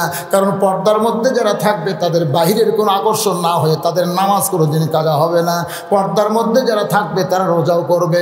পর্দার মধ্যে যারা থাকবে ওই মেয়েটা বেশি বেশি স্বামী ভক্তি করবে। যারা বলেন ঠিক কিনা? আল্লাহ তাআলা আমাদের সকলের ঘরে পর্দানিশী বউ দান করুক। সকলে বলে আমিন। সবচাইতে বড় বিপদ ভাই আজকে বেপর্দা নারী। আমাদের যুবকদের জন্যে আমি সেই বিপদ থেকে বাঁচার জন্য ইন্না লিল্লাহি ওয়া ইন্না ইলাইহি রাজিউন। আল্লাহ আমাদের সবাইকে আজকের আলোচনা মোতাবেক আমল করার তৌফিক দান করুক। সকলে বলে আল্লাহুম্মা আমিন। আসাব আলী মারা গেছে, ওনার ছেলে 1000 টাকা দান করছে। উজ্জ্বল মারা গেছে, ওনার ওয়াইফ 500 টাকা দান করছে। আল্লাহ স্বামীর কবর জান্নাতের টুকরা বানায় দেন। যেরকম আমিন। আস্তাগফিরুল্লাহাল্লাযী লা ইলাহা ইল্লা হুয়াল হাইয়ুল কাইয়্যুম ওয়া তুবু ইলাইহি। আস্তাগফিরুল্লাহ রাব্বি মিন কুল্লি জামবিন ওয়া তুবু ইলাইহি। লা হাওলা ওয়ালা কুওয়াতা ইল্লা বিল্লাহিল আলিয়্যিল আযীম। আল্লাহুম্মা সাল্লি আলা মুহাম্মাদিন ওয়া আলা আলি মুহাম্মাদ কামা সাল্লাইতা আলা ইব্রাহিম ওয়া আলা আলি ইব্রাহিম ইন্নাকা হামিদুম মাজিদ। আল্লাহুম্মা বারিক আলা মুহাম্মাদিন ওয়া আলা আলি মুহাম্মাদ কামা বারাকতা আলা ইব্রাহিম ওয়া আলা আলি ইব্রাহিম ইন্নাকা হামিদুম মাজিদ। আল্লাহুম্মা আমিন। আল্লাহুম্মা আনতাস সালাম ওয়া মিনকাস সালাম তাবারাকতা ইয়া যাল জালালি ওয়াল ইকরাম। মাবুদ, সেই মাগরিবের নামাজের পর থেকে রাত 12:15 পার হয়ে গেল। এই দীর্ঘ সময় পর্যন্ত তোমার পাগল বান্দা বান্দিরা আরামের বাড়ি, আরামের ঘুমকে বাদ দিয়া কোরআন হাদিসের মহাব্বত কলিজার মধ্যে নিয়ে এই জান্নাতের বাগানে বসে বসে কোরআন হাদিসের আলোচনা শোনার শেষে আমি গুনাহগারের সঙ্গে রহমতের দরজায় ফকির হয়ে দোকানা হাত তুলেছে। মেহেরবানি করে আজকের মাহফিল আমাদের সকলের হেদায়েতের জন্যে, নাজাতের জন্যে, জান্নাতের জন্যে কবুল করো। এই মাহফিলের শুরু থেকে শেষ পর্যন্ত যত আলোচনা হয়েছে এর মধ্যে যদি ত্রুটি হয়, ভুল হয়, মাফ করে দিও। এর যা হাদিয়া মঞ্জুর করো। সোনার মদিনায় নবী পাকের রওজা মোবারকে আল্লাহ কবুল করো। মনে বড় আশা ছিল যাব মদিনায়, সালাম আমি করব গিয়া নবীজি রওজায়। মনে বড় আশা ছিল আমরা যাব মদিনায়। মাবুদ, সবাই কি মদিনায় যেতে পারবে? মদিনায় যাওয়ার মতন ভাগ্য কি সবার হবে? তবে সবাই নবীকে ভালোবাসে। একদিন স্বপ্নের ঘরে সোনা নবীজির সোনামুখ আমাদের সকলের জন্য আল্লাহ কবুল করো। ইমাম মালিকের বাড়ি ছিল মক্কায়। নবীর প্রেমে ছুটে গেলেন মদিনায়। মদিনায় যাওয়ার পর জুতা স্যান্ডেল কোনোদিন পায়ে দেন নাই। মদিনার ধুলো মাটি নিজের গায়ে মাখতেন আর বলতেন, মদিনা রে, আমি মানুষ না হইয়া যদি তোর বুকের ধুলিকণা হইতাম আমার জীবন ধন্য হয়ে যেত। মদিনার ধুলা মাটি নিজের গায়ে মাখতেন আর বলতেন, মদিনা রে, আমি মানুষ না হইয়া যদি মদিনার মাটি হইতাম। কানতে কানতে যখন বেহুশ হয়ে পড়ে যায়, ওই সময় স্বপ্নে দেখে আল্লাহর নবী ইমাম মালিকের শেওরের পাশে দাঁড়ায়া। আব্দুল মালিক ডাকদা বলে, এমন করে কান্দিস না রে, এমন করে কান্দিস না। আমি মদিনা ছিলাম না, ইয়াসরিব ছিলাম। আমাকে কোলে নেওয়ার কারণে ইয়াসরিব যদি মদিনা হতে পারে, আমার যে উম্মত আমার সুন্নতকে গ্রহণ করবে, আমার মহব্বত কলিজার মধ্যে রাখবে, আমার প্রত্যেকটা উম্মত মদিনার মতো দামি হয়ে যাবে। আল্লাহ আমাদের সকলকে আশিক রাসূল হিসাবে কবুল করে নাও। বাবা আদম থেকে ঈসা নবী পর্যন্ত যত নবী দুনিয়ার দিকে বিদায় নিয়েছে, আল্লাহ সমস্ত নবীদের রূহ মুবারকে হাদিয়া কবুল করো। আল্লাহ তাআলা আসহাবে কেরাম, তাবিনে কেরাম, তাবা তাবিনে কেরাম, আউলিয়া কেরাম, পীর মাশায়েখ, বুজুর্গানে কেরাম, तमाम পৃথিবীর মাটির নিচে যত মুমিন মুমিনা শুয়ে আছে, আল্লাহ সকলের আরওয়াহ পরে হাদিয়া কবুল করো। ও মাবুদ, এই ভোরভরা গোরস্থানে যত মুর্দা শুয়ে আছে, আল্লাহ সকলের কবরকে জান্নাতের টুকরা কবুল করো। আমরা যারা হাত তুলেছি, বাবা একটাবার খেয়াল করে দেখেন, আমাদের মধ্যে জনম দুকুনি মা যাদের কবরে চলে গেছে। বহুদিন আমার বউকে বলেছিলাম, ওয়াজ করে বাড়ি আসবো, তুমি চেতন থেকো, কিন্তু কোনোদিন দেখলাম না আমার যাবার অপেক্ষায় আমার বউটা চেতন আছে। আমার মা যে ঘরে ঘুমায়, ওই ঘরের জানলার পাশ দিয়ে যখন হেঁটে যায়, মামার জুতার শব্দ শুনে বলে, বাজান আমি ঘুমাই নাই। এই দরদের মা, এই দরদের মা আজকে যাদের কবরের ঘরে এতিম হয়ে আছে, আল্লাহ সন্তান হয়ে তোমার দরবারে কান্দে, মায়ের কবরটাকে তুমি জান্নাতের টুকরা বানায়া দাও। বাবার বাড়ি ঘর সবই আছে, আমি সহ আমরা যারা বাবা হারা এতিম হয়ে হাত তুলেছি, আল্লাহ মেহেরবানি করে বাবার কবর জান্নাতের টুকরা বানায়া দাও। আমাদের বাপ মা যাদের জীবিত আছে অসুস্থ অবস্থায়, আজকে দোয়া করি এই নিয়ামতের হায়াত তুমি বাড়ায়া দাও। আমাদের দাদা দাদি, নানা নানি, আত্মীয় স্বজন, শ্বশুর শাশুড়ি যাদের কবরে গেছে, আল্লাহ কবরবাসীদের তুমি মাফ করে দাও। এতক্ষণ যারা কবরে গেছে তাদের জন্য আমরা দোয়া করলাম, এবার নিজের জন্য একটাবার চক্ষু বন্ধ করে দেখে, একদিন মসজিদের খাটনি আমাদের বাড়ির আঙ্গিনায় চলে আসবে। বড়ই পাতার গরম পানি দিয়া আমাকে গোসল করাইয়া দিবে, আমার পরন থেকে রঙিন কাপড় খসাইয়া সাদা কাপড়ের কাপড় দিয়ে আমার সকলটির মতো মুড়াইয়া ফেলবে। আমরা মরে যাব, যেদিন আমাদের মরণ হবে দিনটা যেন জুমার দিন হয়, মাসটা যেন রমজান মাস হয়, ইমানের সাথে ইজ্জতের সাথে এই দুনিয়া থেকে যেন বিদায় নিতে পারে। আল্লাহ তুমি কবুল করো। আল্লাহ হাফেজি মাদ্রাসাকে কিয়ামত পর্যন্ত কবুল কর। আল্লাহ এই মাদ্রাসার মুহতামিম, মাদ্রাসার ওস্তাদ, মাদ্রাসার তালবে ইলম, মাদ্রাসার দাতা সদস্যদের আল্লাহ তুমি জান্নাতি কবুল করো। আল্লাহ যে গোরস্থান কমিটি আজকের জান্নাতের বাগান লাগাইছে, আমি আসার পরে শুনলাম 2-3 কিলো পর্যন্ত এরা বাতি জ্বলায় দেয়, এত আনন্দ নিয়ে এরা মাহফিল করে। কিন্তু মনের মধ্যে বড় বেদনা, আজকে এমন উচ্ছ্বাস আনন্দ নিয়ে তারা মাহফিল করতে পারে নাই। এরপরেও এত সুন্দর করে যারা মাহফিল করলো, আল্লাহ এ গোরস্থান কমিটির সভাপতি, সহসভাপতি, সেক্রেটারি, কেশিয়ার, আল্লাহ সদস্য যারা এই জান্নাতের বাগান লাগাইছে, আল্লাহ তুমি তাদের সকলকে জান্নাতি মানুষ হিসাবে কবুল করে নাও। প্রতি বছর এমন করে একটা জান্নাতের বাগান যেন লাগায়, যারা মারা গেছে তাদের রুহের মাগফিরাত ইসালে সওয়াবের জন্যে এমন তৌফিক আল্লাহ এদেরকে তুমি দান করে দাও। আল্লাহ আজকের মাহফিল করার ব্যাপারে যারা সর্বাত্মক সহযোগিতা করেছে, আল্লাহ প্রশাসনের পক্ষ থেকে শুরু করে অত্র এলাকার নেতারা, চেয়ারম্যান, মেম্বার যারা আজকের মাহফিলের ব্যাপারে এমপি সাহেব সহ যারা সহযোগিতা করেছে, আল্লাহ তাদের সকলকেই তুমি কবুল করে নাও। আল্লাহ তাআলা আমার মা বোনেরা পর্দার অন্তরালে বসে ওয়াজ শুনলো, আবিদা সালিহা পর্দার যে কবুল করে মা ফাতেমার চরিত্র দান করে দাও।